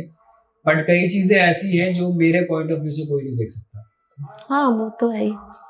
उस जगह पे मैं मानता हूँ कि हाँ एज एन आर्टिस्ट मैं देख रहा हूँ, पर मेरे को ये घमंड नहीं है कि मैं आर्टिस्ट हूँ तो मैं ही सब देख पा रहा हूँ। पर मैं देख भी पा रहा हूँ और मैं कुछ कर भी सकता हूँ। मेरे अंदर वो है कि मैं सिर्फ देख नहीं सकता, मैं वो चीज कर भी सकता हूँ रिक्रिएट उसके लिए, क्योंकि मैं विजुअल आर्टिस्ट हूँ। और विजुअल आर्ट मतलब क्या है कि समझ आने वाली, देख के तो सबको समझ आ जाता है। तो मतलब मैं अपना पॉइंट कैसे रखूं। और मैं जो पुराने जितने भी आर्टिस्ट हैं मैंने कभी उनको कॉपी नहीं किया। ऐसा क्यों? क्योंकि मतलब मेरे को ऐसा लगता है कि कॉपी करने से आर्ट नहीं आती है।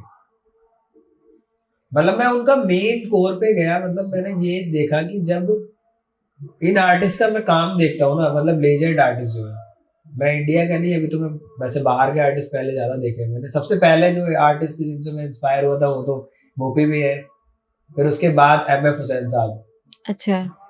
और वो क्यों पसंद थे, क्योंकि मुझे ना स्ट्रोक्स बहुत पसंद है पेंटिंग में।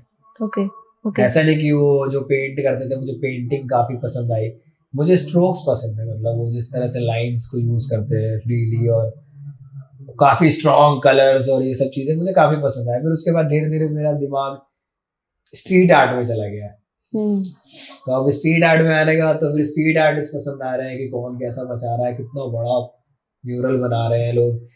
तो फिर मैंने जब वैसे भी मैंने ये माइकल एंजेलो और वैन गॉग, ये सारे जितने भी आर्टिस्ट लिविंग आर्टिस्ट हैं, ये सब का जब मैंने काम देखा तो मतलब मेरे को ऐसा लगा कि ब्रो मतलब जब इनका काम देखता हूँ ना तो मैं इनकी दुनिया में जा रहा हूँ। अच्छा। मतलब पहला फील तो मेरा ये है कि मतलब इन्होंने वो बनाया है जो उस टाइम पे था, और हम क्या कर रहे हैं कि जो हमें अच्छा लग रहा है हम वो बना रहे हैं, जो दूसरे को अच्छा लग रहा है वो हम बना रहे हैं। एक्चुअल सिचुएशन कौन बनाएगा? कि कल को मेरी पेंटिंग देख के लोगों को पता भी तो लगना चाहिए कि इस टाइम पे ये चल रहा था। हाँ।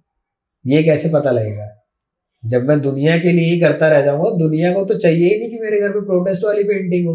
हाँ। मेरी दीवार पे प्रोटेस्ट दिख रहा है, मेरी दीवार पे रेप दिख रहा है कि रेप हो रहे हैं हमारे देश में, मेरे दीवार पे एजुकेशन दिख रही है कि एजुकेशन है ही नहीं, चाइल्ड मैरिज कोई नहीं चाहता अपनी दीवार पे। मैं भी अपने घर में किसी से पेंट नहीं कराऊंगा कि भाई तू मेरे घर पे बना दे चाइल्ड मैरिज में। भाई घुसते ही अजीब लगेगा मेरे घर में, ये क्या बना हुआ भाई, एक लड़की की शादी हो गई बचपन में, नहीं चाहता कोई भी। पर वो बनाऊंगा कैसे? फिर वो कैनवास आप क्यों ही खरीदोगे? आप तो वो खरीदोगे जो आपके घर में अच्छा लगे, पॉजिटिव वाइब दे। सबसे पहला यही होता है थॉट, क्योंकि मैं भी अगर कुछ खरीदने जाता हूँ, मेरे घर पे भी काफी चीज है जो मैं ये सोच के लाता हूँ कोई देखे तो लगे कि भाई यहाँ कुछ अच्छा है, कुछ अच्छा दिमाग में है, पॉजिटिव है। तो मतलब मैं अपने आर्ट के साथ कैसे मैं लोगों को इंस्पायर कर सकता हूँ और लोगों को कैसे वो मोटिवेशन दे सकता हूँ, वो काफी जरूरी है। पैसा बहुत जरूरी है, क्योंकि मैंने तो बोला ही पहले कि मेरे पैसे बिना ही मेरी जिंदगी काफी जगह रुकी है। बट अब तो मेरे को आर्ट आ चुकी है। पैसा और साथ में आर्ट वाली जिंदगी, दोनों को कैसे बैलेंस करना है ना, वो उस पर मेरे को काम करना था। मतलब शुरू से मेरा यही सीन रहा है आर्ट में। जब से मैं स्ट्रीट आर्ट कर रहा हूँ तो मैंने यही देखा कि एक एग्जीबिशन जो होती है, कैनवस पेंटिंग होती है, उसका एक ऑरा होता है। एग्जीबिशन हमेशा वो लोग देखने जाते हैं जिसको आर्ट की नॉलेज है, या तो किसी को पेंटिंग खरीदनी है, या जिसको पता है कि इसका शो लगने वाला है, भाई ये तो आर्टिस्ट है। अभी किसी नीचे खड़े होकर किसी एक बंदे को पकड़ लो, बोलो कि एग्जीबिशन में जाएगा ही, उसको पता ही नहीं आर्ट क्या होती है। पर मेरे को क्या है कि मेरे को सोशल मचाना था कि वो तो मैं कर लूंगा, मैं बुढ़ा भी हो जाऊंगा ना एक दिन, तो बैठ के 4 कैनवस बनाऊंगा तो मेरी एग्जीबिशन लग जाएगी। थोड़ा पैसा डालना है गैलरी में, 4 आर्ट करनी है, मेरी एग्जीबिशन लग जाएगी। लेकिन अभी मेरी उम्र है कि मैं रोड पे पेंट कर सकता हूँ और अपने जो थॉट्स है ना वो लोगों तक पहुंचा सकता हूँ बहुत, कि मैं क्या देखता हूँ, मुझे क्या करना है, या हमें क्या करना चाहिए अगर ऐसा कुछ चल रहा है। तो मुझे इंस्पायर किया स्ट्रीट आर्ट। स्ट्रीट आर्ट ऐसा स्केल है ना कि जहां पर हर इंसान उस चीज को देख सकता है, समझ सकता है, उसके लिए कहीं जाने की जरूरत नहीं है। हम उस लोगों तक भी पहुंचा सकते हैं जिनको शायद आर्ट भी नहीं पता, लेकिन विजुअली वो देख तो रहे ना कि क्या है। और मैं इतना ज्यादा क्लियर करके कॉन्सेप्ट को बनाता हूँ, मैं एब्स्ट्रैक्ट नहीं करता है जल्दी, क्योंकि मेरा मेन ही फोकस ही पब्लिक है ना। और पब्लिक खड़ी होकर सोच रही है 10 घंटे, इतना किसी के पास टाइम नहीं है कि मैं सोचूं कि ब्रो ये क्या बना हुआ है, ये किस लिए बना हुआ है। नहीं, हमें ऐसा बनाना है कि क्विक देखते ही समझ में आ जाए कि भाई अच्छा ये कुछ ऐसा कहना चाहता है, क्योंकि हम पब्लिक के लिए आर्ट कर रहे हैं इस टाइम पे। एब्स्ट्रैक्ट वेब्स्ट्रैक्ट तो समझ ही रहे मतलब है। किसी की गाड़ी रुकी, कितना 1 मिनट के लिए ट्रैफिक रेड लाइट हो रही है, अब वो उसको 10 मिनट तो सिर्फ समझने में ही लग रहे हैं कि ये हो क्या रहा है इधर, क्या है ये, तो वो समझ ही नहीं पा रहा। तो बहुत क्लियर और ऐसे करके कॉन्सेप्ट। तो मैंने स्ट्रीट आर्ट इसलिए चुना कि मतलब मेरे को लगता है बड़ा स्केल है, मैं अपने थॉट्स और मैं जो भी सोचता हूँ, जो भी सोशल मैसेज देना चाहता हूँ, तो मैं काफी बड़े स्केल पे दे सकता हूँ कि लोग देख सकते हैं। और काफी जब मैं पेंट करता हूँ तो काफी लोग वहीं पर ही सीख जाते हैं चीजें, पूछते हैं क्यों कर रहे हो, 10 लोगों को समझा भी दिया तो वहीं पर सब समझ आ गया। सबसे बड़ी म्यूरल कितनी हाइट की बनाई अब तक? मैंने सबसे बड़ा म्यूरल जो बनाया वो 60 to 70 फीट का है, जो कि मुंबई में बनाया था मैंने। कहाँ पे? ये लाल बाग करके जगह है मुंबई में। हाँ। काफी फेमस है लाल बाग के राजा और ऐसा गणेश जी का मंदिर भी है काफी बड़ा, तो वहीं पर ही है। वहां पर एक पेट्रोल पंप है, ईरानी पेट्रोल पंप करके, तो उसके बाजू में ही बिल्डिंग है। अच्छा, तो उस पे बनाया था मैंने। किनका है? वो मैंने बनाया था, बादशाह करके रैपर है जो अपने इंडिया के, ओके। और उनके साथ एक फॉरेनर रैपर है, क्या कहते हैं, जे बैल्विन करके। अच्छा। तो उन दोनों का कोलैबोरेशन आया था उस टाइम पे, हम्म। और उस टाइम पे वर्ल्ड म्यूजिक डे था। अच्छा। तो अपने इंडिया का आर्टिस्ट एक फॉरेनर आर्टिस्ट से कोलैबोरेशन किया था उसी साल में, तो सबसे बड़ा अचीवमेंट था शायद, जिसकी वजह से कंपनी ने वो पेंट करवाया था बादशाह जो रैपर है उनको शाउट आउट देने के लिए कि तुमने कुछ बचाया तो मतलब अपने इंडिया का नाम इस जगह पे आ रहा है, तो जिसके लिए हम लोगों ने पेंट किया था पूरा। तो जो वॉल होते हैं, स्ट्रीट वॉल्स, वो अप्रूव्ड होते हैं या कंपनी देखती है खुद ही?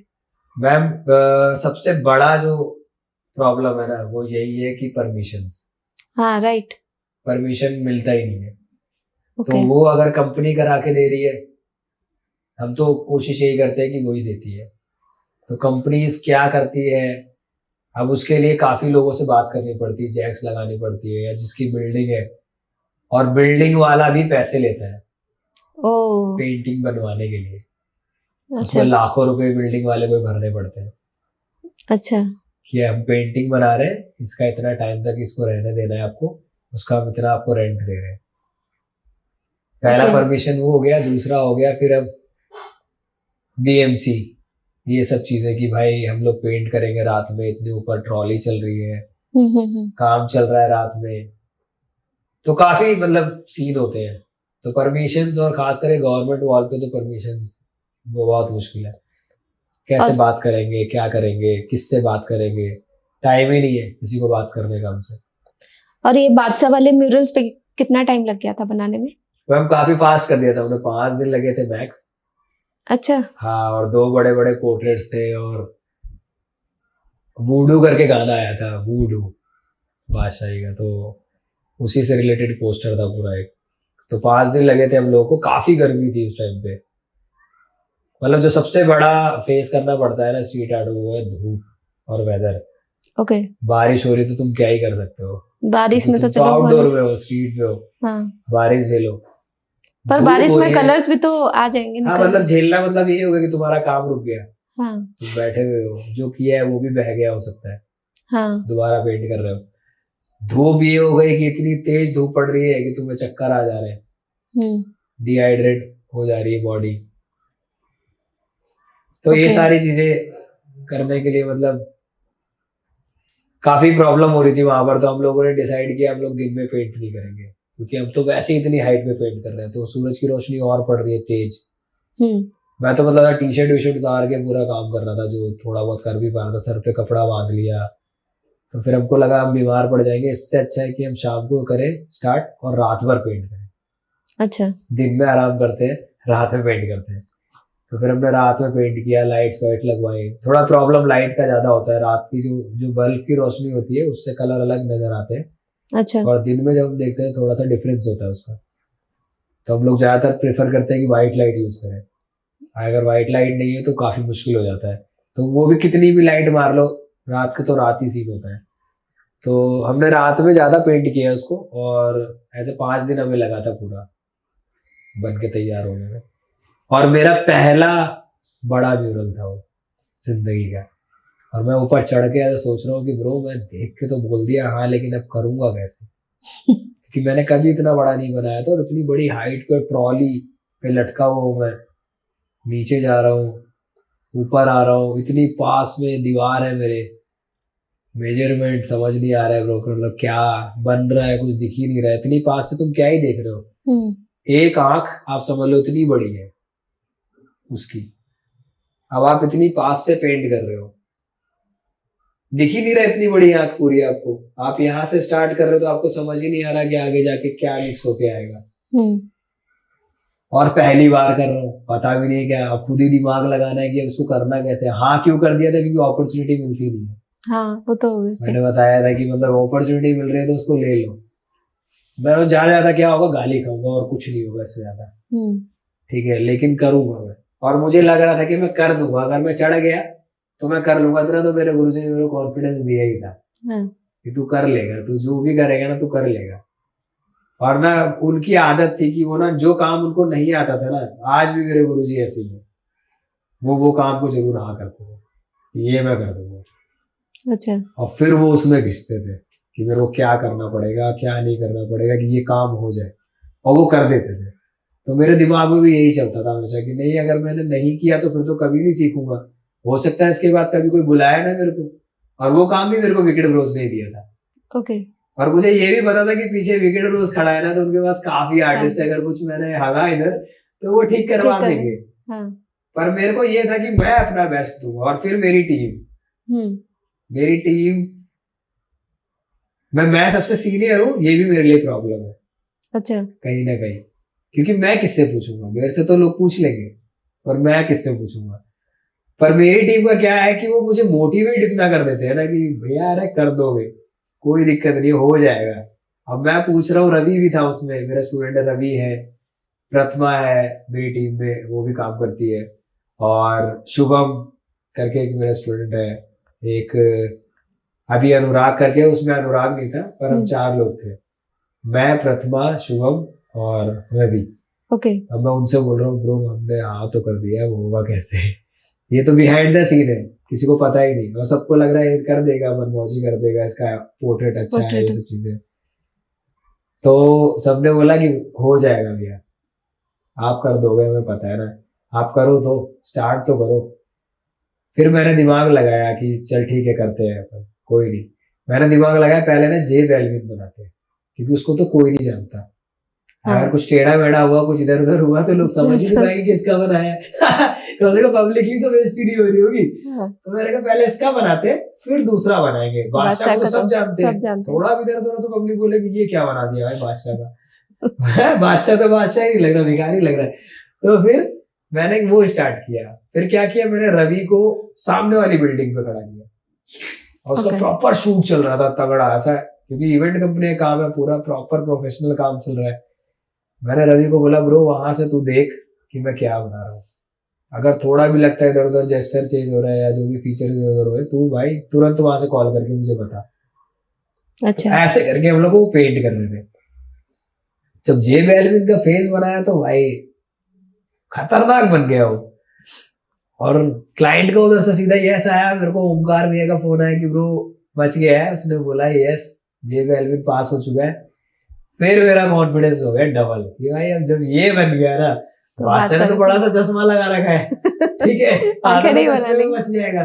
फिर उसकी बियर्ड है, मैच करने के लिए काफी चीजें हैं, और वो जो बंदा है वो पूरा ऐसा गंजा है, उसके फीचर्स ही मतलब ऐसा, तो ना दाढ़ी है ज्यादा ना कुछ है, क्योंकि दाढ़ी वाड़ी बना गया तो बंदा थोड़ा रिलेट कर जाता है। हाँ।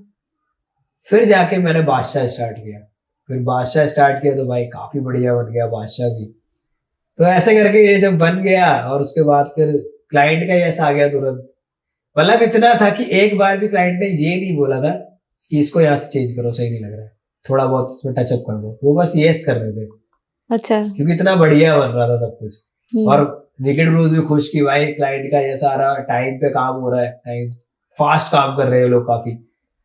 तो फिर बादशाह ने पता नहीं कैसे, बादशाह को पसंद आ गया। फिर बादशाह ने फोन बोला होगा कि मुझे मिलना है आर्टिस्ट से। फिर जब वो मिलने आया तो भाई काफी ऐसा मतलब खुशी हुई, और वो काफी मतलब अच्छे इंसान है काफी। जिस तरह से वो मिले ऐसा लग ही नहीं रहा था कि भाई हम किसी सेलिब्रिटी से मिल रहे हैं, और ऐसा मतलब नॉर्मली पूछ रहे हैं यार तुमने इतना बड़ा बनाया कैसे। फिर उन्होंने पूछा तुम हो कहाँ से, मैंने कहा मैं तो नागलो से। फिर बोल रहे हैं यार मुंडका में तो मेरा घर है। अच्छा। उससे अगला ही स्टेशन पड़ता है। यार तुम तो अपने इधर के ही बंदे हो, ये वो काफी उन्होंने अप्रिशिएट किया। मनमोह जी, आपके जितने म्यूरल्स है मोस्टली मैंने देखे हैं कि बहुत सारे inspired by hip hop singers है या रैप सिंगर्स है। उसके पीछे कोई स्पेसिफिक रीजन है? हाँ, उसके पीछे एक स्टोरी है। मतलब ऐसे जो मेरे खुद के जो भी आर्ट वगैरह जो मैं खुद के लिए करता हूँ, तो उसके पीछे कुछ ना कुछ रीजन है जो मैंने ऑब्जर्व किया। अब मैंने इतना अच्छा बनाया कि उन लोगों ने शेयर किया, मेरे से बात करी, और उन्होंने भी मुझे इसलिए शेयर किया, मुझसे ये बात करी कि भाई तू ऐसा बंदा है जो हिप हॉप कल्चर को स्प्रेड कर रहा है। राइट। क्योंकि इस चीज का लोग पैसे लेते हैं, किसी चीज को बनाने का पैसा लेते हैं लोग, क्योंकि मैंने सीखा इसलिए कि मैं कमाऊं, लेकिन मैं फ्री में कर रहा हूं, तो उनको भी अच्छा लगता है। मतलब इतना तक मैंने सुना है अंदर की बात की, मतलब मेरे को जो ये बादशाह है और ये सब एमी बंटा है, डिवाइन, ये सारे ना अंदर लोग जानते हैं मेरे को नाम से। अच्छा। हाँ मतलब मेरे को इतनी इन्फॉर्मेशन मिली है क्योंकि मैं काफी बड़े बड़े आर्टिस्ट को भी जानता हूँ, तो उन्होंने मेरे को बताया कि भाई तुम्हारा नाम तो ऐसे भी लोग जानते हैं। ओके। तो ये मेरे लिए बहुत बड़ी अचीवमेंट है कि मेरा इतनी बड़ी हिप हॉप इंडस्ट्री में नाम लेते हैं लोग। क्यों? क्योंकि मैंने उनके कल्चर को आगे स्प्रेड करने की कोशिश करी। किस लिए? कि उन बच्चों को घर से सपोर्ट, क्योंकि घर का सपोर्ट बिना ना कुछ नहीं हो सकता लाइफ में। हाँ वो तो। क्योंकि उन्होंने अगर तुम्हारी गिरबान पकड़ ली ना कि भाई तू कहीं नहीं जाएगा, तो तू कहीं नहीं जा सकता। ठीक है, मेरे माँ बाप ने जो भी शुरू में मेरे को बोला कि नहीं करना ये वो, और पर आखिर में जाके ना उन्होंने ही तो मेरे को सपोर्ट किया ना, कि आज तक उन्होंने मेरे से नहीं पूछा कि तू कितने पैसे कमाता है। वो फ्रीडम मेरे को उन्होंने दी कि मैंने एक्सप्लोर कर पाया। अगर वो मेरे को पैसे पे डाल देते ना तो शायद आज मैं ऐसा आर्टिस्ट तो नहीं होता। मैं भी कहीं फूल पत्ती बना रहा होता और पैसे कमा रहा होता, यही कर रहा होता। क्योंकि पैसे कमाने वाली आर्ट करने लग जाता ना तो भी मैं पैसे ही कमाता। आज मेरे दिमाग में सब आता है कि जो मैं आज कर रहा हूँ, मुझे लगता है ऐसा अच्छा। कि कमर्शियल जिंदगी में अगर घुस गए ना तो फिर तुम कमर्शियल ही हो जाते हो। तुम्हारी सोच भी वैसी हो जाती है कि हर चीज करने के पीछे एक पैसा या तो कुछ ऐसा कि भाई मेरे को ये तो मिलेगा ना कम से कम, और वो नहीं मिलता तो तुम लैग कर जाते हो वहीं पर। ओके। मैं कंपटीशन में गया था तो वहां पर ऐसा जो पोस्ट जो हम लोग चिट्ठी लिखते हैं उसके ऊपर क्या उसको बोलते हैं, स्टिकर लगता है ऐसा छोटा सा, ऐसा छोटा सा स्टिकर आता है वो कुछ, तो वो लगता है उसका कंपटीशन था। तो जब मैं वो पेंट कर रहा था तो ऐसे ही आज तक वाले आए हुए थे, तो वो इंटरव्यू चल रहा था, मैंने घर पे फोन करके बताया मम्मी मैं आज तक पे आने वाला हूँ, आप देखना। अब उन्होंने देखा कि भाई मेरा बेटा तो आज तक पे आ रहा है आर्ट के थ्रू। तभी तो इंस्पिरेशन मिली ना, उनको भी तो इंस्पिरेशन देने के लिए कुछ तो करना पड़ेगा ना लाइफ में। तुम कुछ नहीं करोगे तो फिर तो उनको लगेगा ही कुछ नहीं हो रहा है। फिर अवार्ड जीता, राजीव गांधी अवार्ड जीता। अच्छा। पहली बार घर में अवार्ड आया, पूरे खानदान में हो सकता है पहला अवार्ड होगा मेरे, वो भी राजीव गांधी अवार्ड। तो उनको लगा कि हम अपने बेटे को लेकर अब बात कर सकते हैं भाई कि हमारा बेटा ये जीत के आया है। तो वो हमें करके दिखाना पड़ता है अपने आर्ट के थ्रू, या हम जो भी कर रहे हैं उसमें, पढ़ाई हो कुछ भी है। तो हम लोग जब भी कुछ, घर वाले तभी सपोर्ट करेंगे ना। अब उनको लगता है कि आज मेरा भाई अगर कुछ आर्ट करेगा ना तो उनको पता है कि आर्ट में मेरे बेटे ने क्या किया। आज मेरे ऊपर मूवी बन रही थी, लोग घर पे आ रहे थे, तो उनको लग रहा था कुछ तो है ना, ये पूरी कॉलोनी में लोगों को लग रहा है, पूरी कॉलोनी में शूट चल रहा है, सबको लगता है कि भाई मनमौजी कुछ तो है भाई, यहाँ पर कभी फॉरेनर आते हैं, कभी कुछ आता है भाई, आर्ट में कुछ तो है। तो पॉइंट चेंज करने के लिए हमें कुछ करना होता है। तो वही चीज है सेम, कि मतलब मैं तो चाहता हूँ कि मतलब चीजें हो। तो मैंने इनिशिएटिव लिया, मैंने पेंट किया, लोगों ने मुझे सपोर्ट किया। मैं सारे आर्टिस्ट को बहुत शुक्रिया भी कहता हूँ कि उन लोगों ने मेरा शेयर किया, जिससे मेरा पेज भी ग्रो हुआ। होता है कि मैंने बनाया तो ग्रो हुआ। तो फिर उसके बाद वही है, विजय डीके करके एक आर्टिस्ट ने कोलैबोरेशन में डाला था अपना मेरा पोस्ट, उसने फिर मेरे को फोन किया तुरंत जैसे उसने पोस्ट देखा। मैं तो शॉक्ड हो गया कि भाई इतना बढ़िया आर्टिस्ट मेरे को कॉल कर रहा है। फिर मैं मुंबई गया तो उसने मिलने बुलाया मेरे को। अच्छा। हम लोग मिले, हमने साथ में खाना पीना खाया, काफी बात करी साथ में बैठ के। आज भी मैं उसको डायरेक्टली मैसेज कर सकता हूँ। अच्छा। तो वैसा सीन। तो उन लोग, उसने भी मेरे को यही बोला कि भाई मतलब तुम एक ऐसे बंदे हो जो भाई फ्री में मचा रहे हो भाई हम लोगों को, ऐसे हम लोगों को भी लोग जान रहे हैं। ऐसा नहीं है कि उनसे सिर्फ लोग इंस्पायर हो रहे हैं, उनको भी तो लोग जान रहे हैं ना विजय डेकी कौन है। मैंने बनाया तो 10 लोगों को बताया ये विजय डेकी करके आर्टिस्ट है, ये है वो है, सब किया। तो उसके पीछे एक रीजन था मेरा काफी, कि मतलब इससे लोग इंस्पायर हो। फेमस सेलिब्रिटीज को देख के तो लोग इंस्पायर होते हैं, जैसे मैं इंस्पायर रहता हूँ। मैं काफी, मेरा सपना है कि मैं शाहरुख खान जी से मिलूं। आपने उनका काफी सारे म्यूरल्स भी बनाए। हाँ, मैं शाहरुख खान जी का बहुत बड़ा फैन हूँ। मतलब मैं, काफी बड़ी चीज है मेरे लिए उनसे मिलना, लेकिन मेरे को लगता है कि मैं मिलूंगा ही जरूर। अच्छा। मैं काफी मेहनत कर रहा हूँ उस चीज के लिए। तो क्यों? क्योंकि जब हम कुछ कर लेते हैं ना तो हमारी बातें ज्यादा अच्छी लगती है सुनने में। क्योंकि स्ट्रगल तो कोई भी कर रहा है, पर वो स्ट्रगल करने के बाद तुम हासिल क्या कर रहे हो ना, तब पब्लिक तुम्हें सुनती है और तब वो इंस्पायर होती है। अब मैं स्ट्रगल कर रहा हूँ और भीख मांग रहा हूँ तो लोग सोचेंगे मैं भी स्ट्रगल करूंगा तो भीख ही मांगूंगा, तो फायदा क्या है इस स्ट्रगल का, मैं स्ट्रगल ही क्यों कर रहा हूँ। तो जब हम कुछ कर लेते हैं तो मतलब इसलिए मैंने बस सेलिब्रिटीज लिए, लोग सोच रहे हैं भाई अपने आप को फेमस कर रहा है, ये वो है, काफी चीजें, क्रिटिसिज्म मतलब जिसको कहते हैं वो तो होता ही है। तो वो चीज है, तो हिप हॉप का सीरीज इसलिए स्टार्ट किया था मैंने, स्प्रेड हिप हॉप करके। जो मुंबई है और दिल्ली में दोनों जगह आपने करे है ना, तो कहाँ पे ज्यादा आर्ट को अप्रिशिएट किया जाता है? मेरे को ऐसा लगता है मुंबई। नहीं ये है, क्योंकि मुंबई ज्यादा मुंबई अप्रिशिएट करता है। मैंने क्या फील किया ना कि लोग तुम्हें आगे बढ़ाने की कोशिश करते हैं, हाँ। वहाँ के आर्टिस्ट, मतलब मैं सॉरी बोल रहा हूँ, ऐसा कुछ नहीं है कि दिल्ली के आर्टिस्ट नहीं बढ़ाते होंगे, बट जितना मेरे को सपोर्ट मुंबई से मिला है ना, वो दिल्ली से मुझे नहीं मिला है अभी। नहीं, मतलब वहाँ मुंबई के थोड़ा आर्ट को वैल्यू भी ज्यादा आर्ट को करती है। बहुत वैल्यू करता है, और वहां पर ना काफी ऐसी चीजें हैं जो तुम करते हो तो मचाती है वो।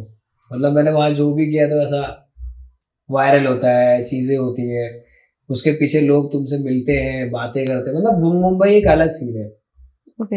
हाँ, मुंबई का काफी, और सबसे बड़ी बात तो मुंबई से ही मुझे पता लगा था कि स्ट्रीट आर्ट और ये सब ग्राफिटी क्या होता है, ये सब मतलब ये क्यों कर रहे हैं, वॉल पे इतना बड़ा बड़ा मचा रहे हैं, तो वहीं से पता लगा। फिर विकेट ब्रोज भी मुझे वहीं से मिला, इंस्टाग्राम भी मुझे वहीं से मिला, तो मतलब मेरे लिए तो काफी बड़ी चीज है मुंबई, तो इसलिए शायद मैं ज्यादा मुंबई को वो करता हूँ। अभी दिल्ली में सीन काफी बढ़ गया है, अच्छा। अभी थोड़ा काफी अच्छा मचा रहा है दिल्ली भी चीजों में, ग्राफिटी में, ये सब चीजों में। तो कलर आपके जो जितने भी पेंटिंग्स होते हैं उसमें कलर कैसा रहता है, वाइब्रेंट, मतलब यूएसपी क्या है, या क्या कॉन्सेप्ट लेके बनाते हो? मतलब मेरा जो होता है ना, कलर डिपेंड करता है कि पेंटिंग के इमोशंस क्या है और मैं कैसे डाल सकता हूँ उसमें। मतलब जैसे अभी मैंने एक पेंट किया था, एक मैंने वो पोस्ट नहीं किया है, चाइल्ड मैरिज पे पेंट किया था मैंने। अच्छा। क्योंकि मैं थोड़े ही उस मतलब मैं फ्री में वॉल आर्ट ड्राइव करता हूँ स्कूल्स में, फ्री वर्कशॉप्स करता हूँ स्ट्रीट आर्ट की गवर्नमेंट स्कूल्स में, कि लोगों को, जैसे मेरे को नहीं पता था ना स्कूल में, पर लोगों को पता होना चाहिए हाँ, कि स्ट्रीट आर्ट क्या है, कि हम आर्ट भी कर रहे हैं ना तो हम अपना टाइम वेस्ट नहीं कर रहे हैं, आर्ट से भी बहुत कुछ मिलती है। तो मैं ऐसे करके फ्री वर्कशॉप करता हूँ, लोगों को बताता हूँ म्यूरल्स क्या होते हैं, बड़े आर्ट वर्क कैसे बनते हैं, वॉल्स पे कैसे बनते हैं। तुमने तो सिर्फ पेपर लोगों ने देखा होता है, फिर उनको दिखता है कि ये भैया तो दीवार पे बना रहे इतना बड़ा, फिर उसके पीछे पैसे कितने मिलते हैं। मैं अच्छी जिंदगी जी रहा हूँ, अच्छे कपड़े पहन के तुम्हारे सामने खड़ा हूँ, तो इसके थ्रू खड़ा हूँ, तो मोटिवेट करना एक तरह से। और स्कूल टाइम से ही तुम्हें, मुझे लगता है कि स्कूल टाइम से ही तुम्हें सब कुछ पता होना चाहिए, क्योंकि स्कूल में ही हम ऑब्जर्व कर रहे होते हैं और सोच रहे होते हैं कि हमें करना क्या है। कई लोग होते हैं जो स्कूल से ही सोच रहे होते हैं। अभी मेरा भाई है, खुद का सगा भाई, स्कूल से निकल गया, पता ही नहीं है करना क्या है, सोच ही रहे कि क्या करना है। हो सकता है अगर स्कूल में हर तरह की गाइडेंस दी जाए, पढ़ाई से भी रिलेटेड और कलाकारी से भी रिलेटेड, चाहे वो कोई भी कला हो, तो हो सकता है कुछ बच्चे ऐसे हो जो कलाकार है और वो अपनी जिंदगी वहीं से सोच ले कि मुझे यही करना है। और स्ट्रीट आर्ट ऐसी चीज है कि जिसकी कोई पढ़ाई नहीं है अभी स्कूलों में। आर्ट सबको पता है कि पेंटिंग बनानी है करनी, पर स्ट्रीट आर्ट नहीं है। तो मैं तो जी रहा हूँ स्ट्रीट आर्ट, तो मैं बता देता हूँ कि ऐसा होता है, ऐसे बड़ी पेंट करते हैं, तुम अपने घर पे ट्राई करो। हम लोग बड़ा स्केल पे बनाते हैं तो क्या मेजरमेंट लेते हैं, कैसे करते हैं, तुम छोटा बना रहे हो तो क्या होता है। तो ऐसी वर्कशॉप भी करता हूँ मैं। तो आर्ट का जो मेनली यही है मेरा भी। मुझे ये बताओ कि जो आपके सबसे फेवरेट कौन से म्यूरल्स और क्या मैसेज था उसमें? मेरा one of the best favourite mural जो है, जो मुझे लगता है, वो है, मतलब मेरी एक सीरीज है एबल करके। Able okay. मतलब जो एक वर्ड है डिसेबल, ओके। उसका हमने डिस्को काट करके एबल कर दिया है। ओके। तो उसमें क्या है कि डिसेबल चाइल्ड जो होते हैं ना, हाँ, तो मतलब मेरे को ऐसा लगता है कि उन लोगों को ना काफी डिमोटिवेट किया जाता है फैमिलीज में लेकर। मेरे भी खानदान में एक बच्चा है जो ऐसा है, तो मैंने वहीं से ऑब्जर्व किया सबसे पहले तो। क्योंकि मैं जो भी करता हूँ ना, पहले मैं खुद से ऑब्जर्व करता हूँ उस चीज को कि हो क्या रहा है। कहीं पढ़ने से अच्छा है कि पहले खुद ही सोचो ना उसके बारे में, क्या तुम उस चीज को फील भी कर पा रहे हो। जब हम, क्योंकि हमारी आर्ट हमारी फीलिंग से जुड़ी होती है बहुत, क्योंकि हम अपनी एनर्जी अपनी आर्ट में डाल रहे होते हैं, तो हमारा जैसा माइंड होता है, जैसे हमारे भाव होते हैं, वो हमारी आर्ट में दिखते हैं। तो काफी जरूरी है कि उस चीज को फील करना। तो मैंने सबसे पहले ऑब्जर्व किया कि यार मतलब वो अगर ठीक है, उसका हार्ट ठीक नहीं है, जो भी है, तो इसका मतलब ये नहीं है कि वो कुछ नहीं कर सकता या उसके सपने नहीं है। और हम फैमिली वाले हो के हमने ही उसको पैदा किया है और हम ही उसको डिमोटिवेट कर रहे हैं, तो पक्का है कि वो कुछ नहीं कर पाया। फिर तो कंफर्म कर दिया कि वो कुछ कर ही नहीं सकता है। क्योंकि मेरे जैसा बंदा तो चलो मैं तो निकल गया घर से, पर उसको तो सपोर्ट चाहिए ही चाहिए भाई। उसको तो खाने के लिए भी सपोर्ट चाहिए। वो तो तुम कर रहे हो ना उसके लिए, खाना तो खिला ही रहे हो, तो वो खा ले रहा है। तो वैसे ही तुम उसको और चीजों में सपोर्ट करो अगर वो कुछ चाहता है। तो मतलब मैंने वहां से फील किया। फिर मैंने और भी देखा कि ज्यादातर लोग उन लोगों पे, अपने बच्चों में ही, मतलब मैंने देखा कि अपने बच्चों में उन पे ज्यादा ध्यान दे रहे हैं जो लोग बिल्कुल ही ठीक लग रहे हैं उनको, और उसको ज्यादा तवज्जो दे रहे हैं, उसको अच्छे स्कूल में डाल रहे हैं, उसको हर चीज कर रहे हैं क्योंकि वो कर लेगा। पर मैंने ये भी देखा कि कुछ ऐसे भाई लोग हैं जो मचा रहे हैं भी, ये क्या कहते हैं, ओलंपिक्स में मचा रहे हैं भाई। पैरालंपिक्स। हाँ, मतलब उनके अगर पैर नहीं है, हाथ नहीं है, वो स्विमिंग कर रहे हैं भाई और जीत रहे हैं। वो क्यों? क्योंकि शायद उनके घर वालों ने सपोर्ट किया होगा ना, उनको लगा होगा कि ये कुछ कर सकता है। अगर वो सोच ही लेता कि हाथ ही नहीं तो स्विम कैसे करेगा, तो शायद वो स्विम नहीं कर रहा होता आज। गुड़गांव में एक फाउंडेशन है, सार्थक फाउंडेशन। हाँ। अगर देखोगे तो वो जॉब भी, मतलब उनको उनके कैपेबिलिटी के हिसाब से जॉब भी दिलवाती है। एग्जैक्टली। तो मैं ऐसे ही इंस्पायर हुआ कि मतलब मेरे को ऐसा लगा कि मुझे क्यों ना इस चीज को भी नॉर्मलाइज करना चाहिए। क्योंकि जैसे मैं खुद को, मैंने देखा कि जब मैं कभी कुछ, जैसे मैं ज्यादा ना पोर्ट्रेट्स बनाता हूँ, काफी पोर्ट्रेट्स और फेस, ऐसी चीजें मैं ज्यादा बनाता हूँ, क्योंकि मुझे ऐसा लगता है कि चेहरा सब बोलता है। अगर हमने चेहरे में वो डाल दिया ना जो हम बोलना चाहते हैं, तो मेरे को आर्ट आ गई। क्योंकि तुम बिना एक्सप्रेशन से कुछ तुमने बता दिया ना पब्लिक को और कनेक्ट कर दिया, तो मतलब फिर वो तुम्हारे भाव, मतलब तुम भाव डाल ले रहे हो अपने आर्ट में। तो मतलब ऐसा फेस वेस में ज्यादा बनाता हूँ, मतलब ये मेरी एक प्रैक्टिस ही है आर्ट की कि मैं क्या कर रहा हूँ। तो ऐसे ही फिर मैंने क्या किया, सोचा कि क्यों ना मैं इस पे ही पेंट करूँ अब। अच्छा। कि मतलब मेरे को ना, मैं कभी भी रेफरेंसिंग कर रहा हूँ तो मैं देख रहा हूँ भाई सुंदर बच्चा कौन है, मेरे को पेंट करना है। लड़की का फेस बनाना है तो कौन सी लड़की का फेस, फीचर्स बहुत अच्छे हैं, मैं खुद ही वो चीज कर रहा हूँ। कि मतलब क्यों भाई, अगर मैं वो चीजें बनाऊंगा नहीं तो वो नॉर्मलाइज कैसे होंगी। अगर मैं एक कॉम्पोजिशन बना रहा हूँ कि 4 लोग खड़े होकर बात कर रहे हैं, अगर उसमें एक ऐसा भी इंसान है जो डिसेबल है, तो लोगों को लगेगा ना कि वो भी हमारा एक पार्ट है। वो दिखता ही नहीं कहीं। क्या तुम्हें पेंटिंग में वो दिखता नहीं है? तुमने देखा नहीं कभी ऐसे लोगों को? सब देखते हैं, हम रोज देखते हैं, बट कोई नहीं बनाता। तो मैंने कहा अगर हम इसको बनाएंगे और इसके पीछे उनके क्या ड्रीम्स होते हैं, तो पहले तो मुझे कोई बच्चा मिला नहीं जिससे मैं बात कर सकूं या जो भी है। फिर मैं एक मैम है जो ऐसे बच्चों की थेरेपी करती है, उनका पुलबंगश में स्कूल है जो डिसेबल चाइल्ड्स को मतलब पढ़ाती भी है, और उनको मतलब ऐसा खिला, मतलब कुछ उनको तरीके आते हैं, वो खेल प्लेइंग करवा करवा के ना उनको ठीक कर देती है। अच्छा। मतलब काफी बच्चे वहां से, मतलब प्रॉपर तो ठीक नहीं हो सकते, बट बहुत हद तक उनको चीजें करने लगते हैं जो वो नहीं कर रहे थे। तो उनके यहाँ फिर मैं जुड़ा।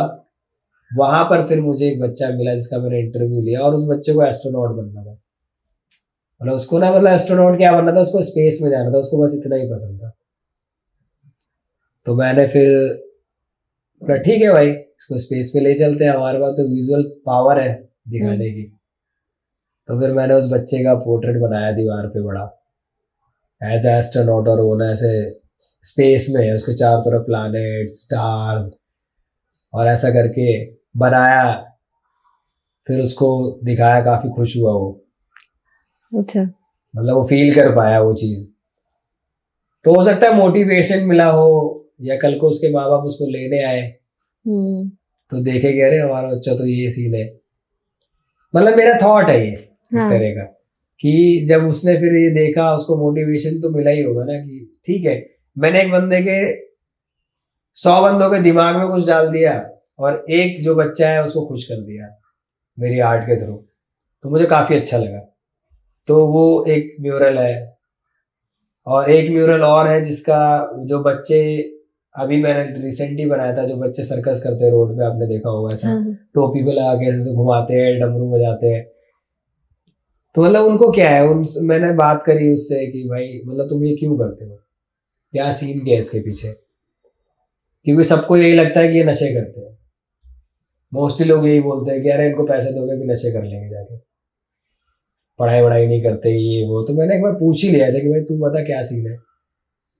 तो वही वो बोला कि भैया मेरे को, मैंने बोला तुम्हें पढ़ने का मन नहीं करता, कह रहा भैया पढ़ेंगे कैसे।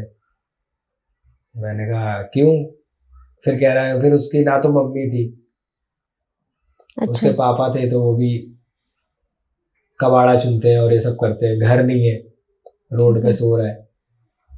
तो फिर उसने कहा भैया पर मेरा सपना तो है था कि मैं पढ़ूं, पर अब मैं नहीं पढ़ सकता, क्योंकि अगर मैं ये नहीं करूंगा तो खाऊंगा कहाँ से, और अगर पढ़ाई करूंगा तो सबसे बड़ी बात तो मैं अपनी बुक्स रखूंगा कहाँ पे, मेरे को तो घर ही नहीं है। रोड पे सोने वाला इंसान, ड्रेस, पढ़ाई ऐसे थोड़ी हो जाती है कैसे भी। तो फिर मेरे को ऐसा लगा कि यार ये ऐसा, मतलब मेरा टैगलाइन भी है voice of the streets, Manmauji voice of the streets करके है, हाँ। कि हम लोग ना स्ट्रीट की आवाज को लोगों तक पहुंचाएंगे, ऐसा कुछ इसके पीछे शॉट है पूरा। कि तो मैंने उसका, जब मैंने उससे बात करी फिर मैंने उसका म्यूरल बनाया है, क्योंकि मैं देखता हूँ ना कि बहुत से लोग हैं जो पैसा खर्च कर रहे हैं, एनजीओज में डाल रहे हैं कि हमें हेल्प करनी है, ये करना है, वो करना है, पर मुझे लगता है ना कि वो सही जगह पहुंच भी रहा है कि नहीं पहुंच रहा है, क्या उनको पता है, क्या एनजीओ सच में लोगों की इतनी मदद कर रहे हैं। मैं खुद एनजीओ में काम करता हूँ, ऐसी बात नहीं है, वो लोग करते हैं जितना वो कर सकते हैं, बट मेरे को ऐसा लगा कि इस बच्चे तक क्या वो एनजीओ भी पहुंच पा रहा है। तो अगर वो डायरेक्टली मैं इस बच्चे को किसी के अपने आर्ट के थ्रू मिलवा दूं, क्योंकि काफी लोग करोड़ों रुपए देते हैं, लाखों रुपए देते हैं, अगर वो डायरेक्टली इस बच्चे का कुछ करवा दे, नहीं करवाएंगे बात अलग है, बट मेरा एक थॉट है इसके पीछे। तो ओके। मेरे को 5,000 लोग जानते हैं, मेरे 5,500 फॉलोअर्स हैं, मैंने वो रील डाला, 5,500 से पता नहीं कितने लोगों ने देखा होगा, कितने लोगों ने शेयर किया होगा। तो हो सकता है कोई ऐसे बंदे तक पहुंच जाए जो ये काम करना चाहता हो और उस बच्चे की पढ़ाई हो जाए। तो मैंने ऐसे करके एक म्यूरल बनाया। तो मतलब ऐसे ये 2 म्यूरल मतलब मेरे को काफी अच्छे लगते हैं। फिर बाकी तो बहुत ही आर्ट वर्क मैंने किए हैं जो मतलब जिसके पीछे बहुत स्टोरीज है। सो कोई मैसेज जो आप सबको बताना चाहते हो? हाँ मतलब मैसेज तो मैं यही देना चाहूंगा कि सबसे पहले तो कोई भी चीज में अगर आप मेहनत कर रहे हो ना, वो खराब नहीं है, बस तुम अपने गोल्स चेंज मत करो, उसके पीछे पड़ जाओ हाथ धो के कि हमें करना ही करना है। और करना ही करना है ना, तो जगह भी डिपेंड नहीं करती, तुम्हारे हालात भी डिपेंड नहीं करते, कर ही देता है इंसान। क्योंकि इंसान ऐसी चीज है ना जो सब कर सकता है। मतलब इंस्पायर तो मैं ये होता हूँ कि जब बंदा चांद में पहुंच गया ना, जो सोच भी नहीं सकते कभी जिंदगी में, अब उससे बढ़कर तो कुछ नहीं मुझे लगता है जो अचीव किया हो लोगों ने। तो वो भी एक इंसान ने किया ना, क्योंकि वो अड़ गया होगा भाई कि मुझे जाना है, मुझे एरोप्लेन बनाना है जो उड़ेगा, लोगों को लेके चीज उड़ रही है, उड़ के पहुंच रही है, तो वो ढीठ ही होगा भाई। कई लोगों ने उसको डिमोटिवेट किया होगा, भाई क्या सोच रहा है, तो कभी जिंदगी में नहीं हो पाएगा। जैसे हमें करते हैं, आर्ट कर रहा है, क्या मिलेगा, ये कर लेता, वो कर लेता। पर मैं ढीठ हूँ, मैं ढीठ ही हो गया था कि मेरे को करना ही यही है। और ऑप्शन मत रखो, जब हम ऑप्शंस देखते हैं और दूसरों को देखते हैं ना, तो भगता है हमारा दिमाग इधर उधर उधर कि मैं भी ये कर लेता हूँ, ये भी कर लेता हूँ। फिर लास्ट में क्या होता है, अरे मेरे को तो ये भी आता था, अबे मैं तो पेंटिंग बहुत अच्छी बनाता था, और फिर मैंने ये कर लिया यार, अब मेरे को समझ नहीं आता, अब कर सकता हूँ क्या। क्योंकि तूने जितना टाइम तेरे को तू ये करने में और दे देता तो तू यही कर रहा होता अभी, बट तूने कुछ और चुन लिया एकदम से, फिर उसके बाद कहीं और भग गया। तो मतलब खूब मेहनत करो, सबसे मेन चीज़ है कि अपने काम पे ध्यान दो। अगर तुम एज एन आर्टिस्ट में बोलूंगा तो सबसे पहले तुम्हारा काम मैटर करता है, बहुत अच्छे से सीखो, किसी अच्छे इंसान से सीखो। और एज एन आर्टिस्ट तुम्हारा आर्ट के साथ साथ में तुम्हारा मन भी बहुत साफ होना चाहिए। हमारा मन ही दिखता है आर्ट में, तो अच्छा इंसान, ईमानदार होना चाहिए। अच्छा आर्टिस्ट बनने के लिए काफ़ी ज़रूरी है कि तुम्हारा स्वभाव और तुम्हारा ईमानदारी काफ़ी मैटर करती है। और दूसरी चीज़ ये है कि भाई मैं जैसे कि मैं अपनी जिंदगी जी रहा हूँ अभी की, जैसे मैं आज एक आर्टिस्ट बना क्यों, क्योंकि मेरे को किसी ने फ्री में सिखा दिया। मेरी स्टोरी में ही यही था कि मेरे को किसी ने फ्री में सिखाया तो मैं एक आर्टिस्ट बन गया। नहीं तो हो सकता है कि आज मेरी जिंदगी बहुत बद से बदतर भी हो सकती थी, और ये नहीं है जरूरी कि बेकार ही होती, पर शायद मैं आर्टिस्ट तो नहीं होता। और मुझे इतना तो पता है कि मैं कहीं धक्के ही खा रहा था जिंदगी में। अभी तो मैं धक्के नहीं खाता हूँ, पर मैं कहीं धक्के खा रहा होता। और वो किस लिए, क्योंकि किसी ने मेरे को सिखाया और मेरी मजबूरी समझी कि ये बच्चा अगर नहीं दे पा रहा है ना तो मैं ऐसे आज तक मैंने जितने भी लोगों को सिखाया है, मैंने काफी बच्चों को सिखाया, अभी काफी सीख भी रहे, उनसे मैंने कोई पैसे चार्ज नहीं किए। अगर आपको लगता है भाई डेडिकेशन है किसी के अंदर तो उसको निकलवाओ और उस बंदे को आगे बढ़ाने में हेल्प करो, क्योंकि काफी जरूरी है। पैसे बहुत जरूरी है, मुझे भी पता है, लेकिन जरूरी नहीं है कि अगर 100 लोगों में से 2 लोग ऐसे हैं जो नहीं दे पा रहे तो हम उनको नहीं सिखा सकते। तो अगर मेरे से भी मेरे गुरुजी आज पैसे मांगते तो मैं आर्टिस्ट नहीं करता। अगर वो 2 रुपए मुझे नहीं पता लगते कि सिर्फ 2 ही देने तो मैं शायद आर्ट नहीं करता। अगर वो मेरे को 500 बोल देता तो मैं नहीं जाता, और फिर मैं घर पे टाइम पास करता, फिर मैं उन लड़कों के साथ घूमता, फिर मैं छपरीगिरी करता, वो सिगरेट पी रहे, दारू पी रहे, हो सकता है मैं भी शुरू कर देता, कुछ पता नहीं होता क्या करना होता, तो जिंदगी काफी खराब हो सकती थी। तो मतलब मेरे को ऐसा लगता है कि हमें एज एन आर्टिस्ट ये भी सोचना चाहिए। एज एन आर्टिस्ट नहीं, सबको ही सोचना चाहिए कि अगर हाँ। तुम्हें कुछ मिला है तो एग्जैक्टली मतलब उसको कुछ पास ऑन भी करो, स्प्रेड भी करो। स्प्रेड करो। हाँ। मतलब मैं क्यों वर्कशॉप ले रहा हूँ फ्री में, ऐसी थोड़ी, क्योंकि मुझे लगता है कि स्प्रेड करो, मैं कहाँ लेके जाऊंगा अपने साथ। हाँ। और अगर मैंने स्प्रेड ही नहीं किया तो लोगों को पता ही कैसे चलेगा कि इस बंदे ने कुछ एक्सप्लोर भी किया था जिंदगी में। मैंने देखा लोग अपनी टेक्निक्स नहीं शेयर करते हैं। मैं पूछता हूँ कि ये बता बहुत बड़ी प्रॉब्लम है। ये बहुत बड़ी प्रॉब्लम है भाई। उसको ऐसा लगता है, तुम्हें डर किस बात का है भाई? तुम किसी को सिखा रहे हो, मतलब तुम समझ रहे हो कि जैसे मेरे गुरुजी ने मुझे बताया, तो आज मेरे हर इंटरव्यू में उनका नाम होता है, क्योंकि उन्होंने अब स्वार्थ नहीं रखा अपने मन में कि मैं इसको नहीं सिखाऊंगा। तब मैं उनका नाम ले रहा हूं, तब मैं कुछ कर रहा हूं जिंदगी में, और उनका नाम आगे चल रहा है, कोई तो लेके जा रहा है। आज मैंने अगर 10 बच्चों को बताया है ना, तो वो 10 बच्चे मेरा 20 जगह नाम लेते होंगे। राइट। मैं अपने अंदर ले जाके करूंगा क्या? मैंने जो एक्सप्लोर किया है, मैं कोशिश करता हूँ कि लोगों को उसमें हेल्प कर लगे, वो लोग उस चीज के लिए सरवाइव ना करें जैसे मैंने सरवाइव किया। मैं 3 साल वहां पर अपने आप को रगड़ा, मैं इतना बीमार रहा, घर वालों से दूर रहा। किस उम्र में 12th पास करी थी मैंने, क्या ही उम्र होती है उस उम्र में। मैंने अकेले जिंदगी देखी है कि मतलब खुद ही बीमार हो रहा हूँ, खुद की इलाज खुद कर रहा हूँ, परेशान हो रहा हूँ, रो रहा हूँ रातों में लेट के कि मेरे साथ कोई नहीं है। लेकिन घर पे नहीं बताया कभी, क्योंकि मुझे करना था कुछ। मैं घर पे बताता तो घर वाले क्या, बीमार हो गया तो घर आ जा, घर आ जा। उससे क्या होता, मैं घर आता छूट जाता वो सब कुछ। शायद आज ये सब नहीं होता, पर जब मैंने वो एक्सप्लोर करने के लिए अगर इतना टाइम दिया, इतनी मेहनत करी, तो मैं क्यों उन बच्चों को वो करने दूं? हाँ। उनका रास्ता इजी कर देता हूँ ना मैं, कि तुम ये करो ही मत, तुम्हें मुंबई जाने की जरूरत नहीं है स्ट्रीट आर्ट देखने के लिए, मैं यही बता दूंगा तुम्हें। हाँ, राइट। तुम्हें कलर की नॉलेज लेने के लिए जरूरी नहीं कि इधर उधर भटकना पड़े, मैं तुम्हें यही बता दूंगा। तो वो सारी चीजें इजी हो जाती है। मतलब गुरुजी का तो यही फर्ज होता है कि जो उसने झेला है वो उसका स्टूडेंट ना झेले। तो हम लोग जब तक अपनी आर्ट को एक्सप्लोर कर रहे हैं और उसको नहीं बता रहे, लोगों को टेक्निक्स नहीं शेयर कर रहे, तो लोग सीखेंगे क्या? फिर उस चीज में हम हमेशा बोलते हैं फॉरेनर आर्टिस्ट इतना बढ़िया कर रहे हैं, वो इतना बढ़िया मचा रहे हैं। वो क्यों मचा रहे हैं? क्योंकि आप यूट्यूब पे डालिए, सबसे ज्यादा ट्यूटोरियल फॉरेनर आर्टिस्ट से, क्योंकि वो शेयर करते हैं। राइट। उनको ये डर नहीं लगता, वो भुखमरी नहीं है कि भाई मैं शेयर कर दूंगा तो मेरा काम ये लेके भाग जाएगा। ब्रो, खुद के ऊपर कॉन्फिडेंस होना चाहिए, खुद का बिहेवियर वैसा होना चाहिए, कभी तुम्हारा काम नहीं छीनेगा। तुम्हारे पास खुद काम चल के आएंगे। अगर हम अच्छी नीयत से कुछ करते हैं तो कुछ खराब नहीं होता। तो वही मैंने बोला कि नीयत काफी अच्छी होनी चाहिए। मैंने अपना कोई प्रमोशन नहीं किया आज तक, मेरे कोई ऐड नहीं है कहीं पर भी। जिस दिन मुझे लगता है ना कि मेरे पास 2 महीने से काम नहीं आया, उसके बाद अपने आप मेरे पास काम आते हैं।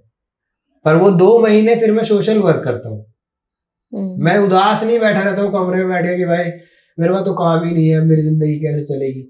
मेरे पास हुनर है, ठीक है, मैं करता रहता हूँ, मैं स्प्रेड करता रहता हूँ, और वही जो मैं फ्री में कर रहा हूँ वही मेरे को कुछ ना कुछ देके जा रहा है। मतलब मैं कल्चर भी स्प्रेड कर रहा हूँ, मैं लोगों तक आर्ट भी फैला रहा हूँ, लोगों को सिखा भी रहा हूँ, और वो चीज मेरे को कुछ दे भी रही है। ये जिंदगी का तरीका है। तो मतलब कितना अच्छा है कि मैं सेटिस्फाई भी हूँ कि मैं कुछ कर रहा हूँ किसी के लिए। लोग आज मेरे को इतना अप्रिशिएट करते हैं, मेरे को फोन करते हैं, मेरे से इज्जत से मिलते हैं। क्यों? क्योंकि मैं भी लोगों के बारे में सोचता हूँ। बस यही चीज है। और मैं यही कहना चाहूंगा कि भाई जो भी अभी आर्ट शुरू कर रहा है, सबसे पहली चीज कि आर्ट में बहुत पैसा है। डरने की जरूरत नहीं है भाई कि आर्ट करेंगे तो ये जिंदगी हो जाएगी, वो जिंदगी हो जाएगी। लेकिन तुम्हारा रास्ता कैसा है वो बहुत डिपेंड करता है कि तुम कैसे जा रहे हो, तुम अपने आप को मार्केट में डाल कैसे रहे हो। तुम अगर डाल रहे हो एज एन लेबर तो तुम्हारी पूरी जिंदगी लेबर जैसी चली जाएगी। और एज एन आर्टिस्ट डाल रहे हो तो आर्टिस्ट बनने के लिए तुम्हें आर्ट करनी पड़ेगी। बस सिर्फ दीवार पे बना देना आर्ट नहीं होता है, आर्ट आर्ट होती है। तो आर्ट भी करो, पैसे भी कमाओ। बहुत पैसा है भाई, मैं कमाता हूँ बहुत। मैं रिवील नहीं करूँगा कितना कमाता हूँ, लेकिन मचा रहा हूँ मैं जिंदगी में भाई। किसी टाइम पे मेरे में कुछ नहीं होता था, आज मेरे में सब कुछ है। सो मनमोह जी की स्टोरी में एक ये चीज समझ में आता है कि क्रिएटिविटी का कोई बाउंड्री नहीं है। सो अगर कोई चीज आप अंदर से सोच रहे हो कि आप कर सकते हो, और इवन दो आपके पास फॉर्मल एजुकेशन नहीं था, फाइन आर्ट्स ऐसे बोला जाता है कि आर्टिस्ट मतलब फाइन आर्ट्स तो होना ही चाहिए, है ना, बिना उसके। बट आपने खुद ही पेंटिंग सीखी, खुद ही प्रैक्टिस करी, मतलब कहीं ना कहीं आप प्रैक्टिस ही कर रहे थे बार बार कर करके वही चीज, लाइफ स्केच कर करके, है ना। एंड वही डेडिकेशन थी जो आगे चल के आपको। हाँ, मतलब डेडिकेशन ही जरूरी है। हाँ, अगर तुम्हें आर्टिस्ट बनना है तो डेडिकेशन जरूरी। मेरे को किसी कॉलेज ने नहीं रोका आज तक। हाँ, मैं आज इतने काम करता हूँ, इतने बड़े बड़े प्रोजेक्ट, मैंने इतने अच्छे अच्छे ब्रांड्स के साथ काम किया, कहाँ मैंने अपनी डिग्री दिखाई है? कहीं नहीं। क्योंकि हमारी डिग्री हमारी आर्ट है। एक वोकलिस्ट है, गाना गाता है, उसका गाना, उसकी आवाज सिर्फ बहुत है। उसकी आवाज पहुंच गई तो उसकी डिग्री की जरूरत ही नहीं है। क्योंकि हम जो आर्ट कर रहे हैं वो पसंद आनी चाहिए ना सामने वाले को। आर्टिस्ट का काम ही क्या रहा है? डेडिकेशन बहुत जरूरी है। डेडिकेशन से ही आज मैं जो भी बना हूं, मैं अपने को तो ये कहता हूँ कि डेडिकेशन थी। पढ़ाई बहुत जरूरी है, मैं ये भी कहता हूँ, पर मेरी मजबूरी थी कि मैं पढ़ाई नहीं कर पाया। तो ये उसके लिए ये चीजें बहुत अच्छी है कि जो नहीं कर पा रहा है तो वो रुक ना जाए कि पढ़ाई नहीं करे तो कुछ नहीं हो रहा है। तो बस मैं ये नहीं कह रहा हूँ कि पढ़ाई मत करना भाई, कोई चीज को उस चीज में मत लेना। पर जो नहीं कर पा रहा है ना, जिसके पास ऑप्शन ही नहीं है, तो भाई उसको सोचना नहीं चाहिए, फिर उसको अपने काम पे लगना चाहिए। और जो मेरे को आज मिल रहा है वो डेडिकेशन से ही मिल रहा है। और जो शाहरुख खान जी का एक डायलॉग है कि मतलब जब हम किसी चीज को शिद्दत से चाहते हैं तो पूरी कायनात उससे हमें मिलाने की कोशिश करती है।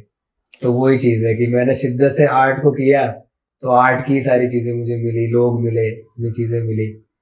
तो आप लोग भी शिद्दत से करो, अपने आप चीजें चल के आएंगी, और आती हैं चल के। मैंने तो एक्सपीरियंस किया है।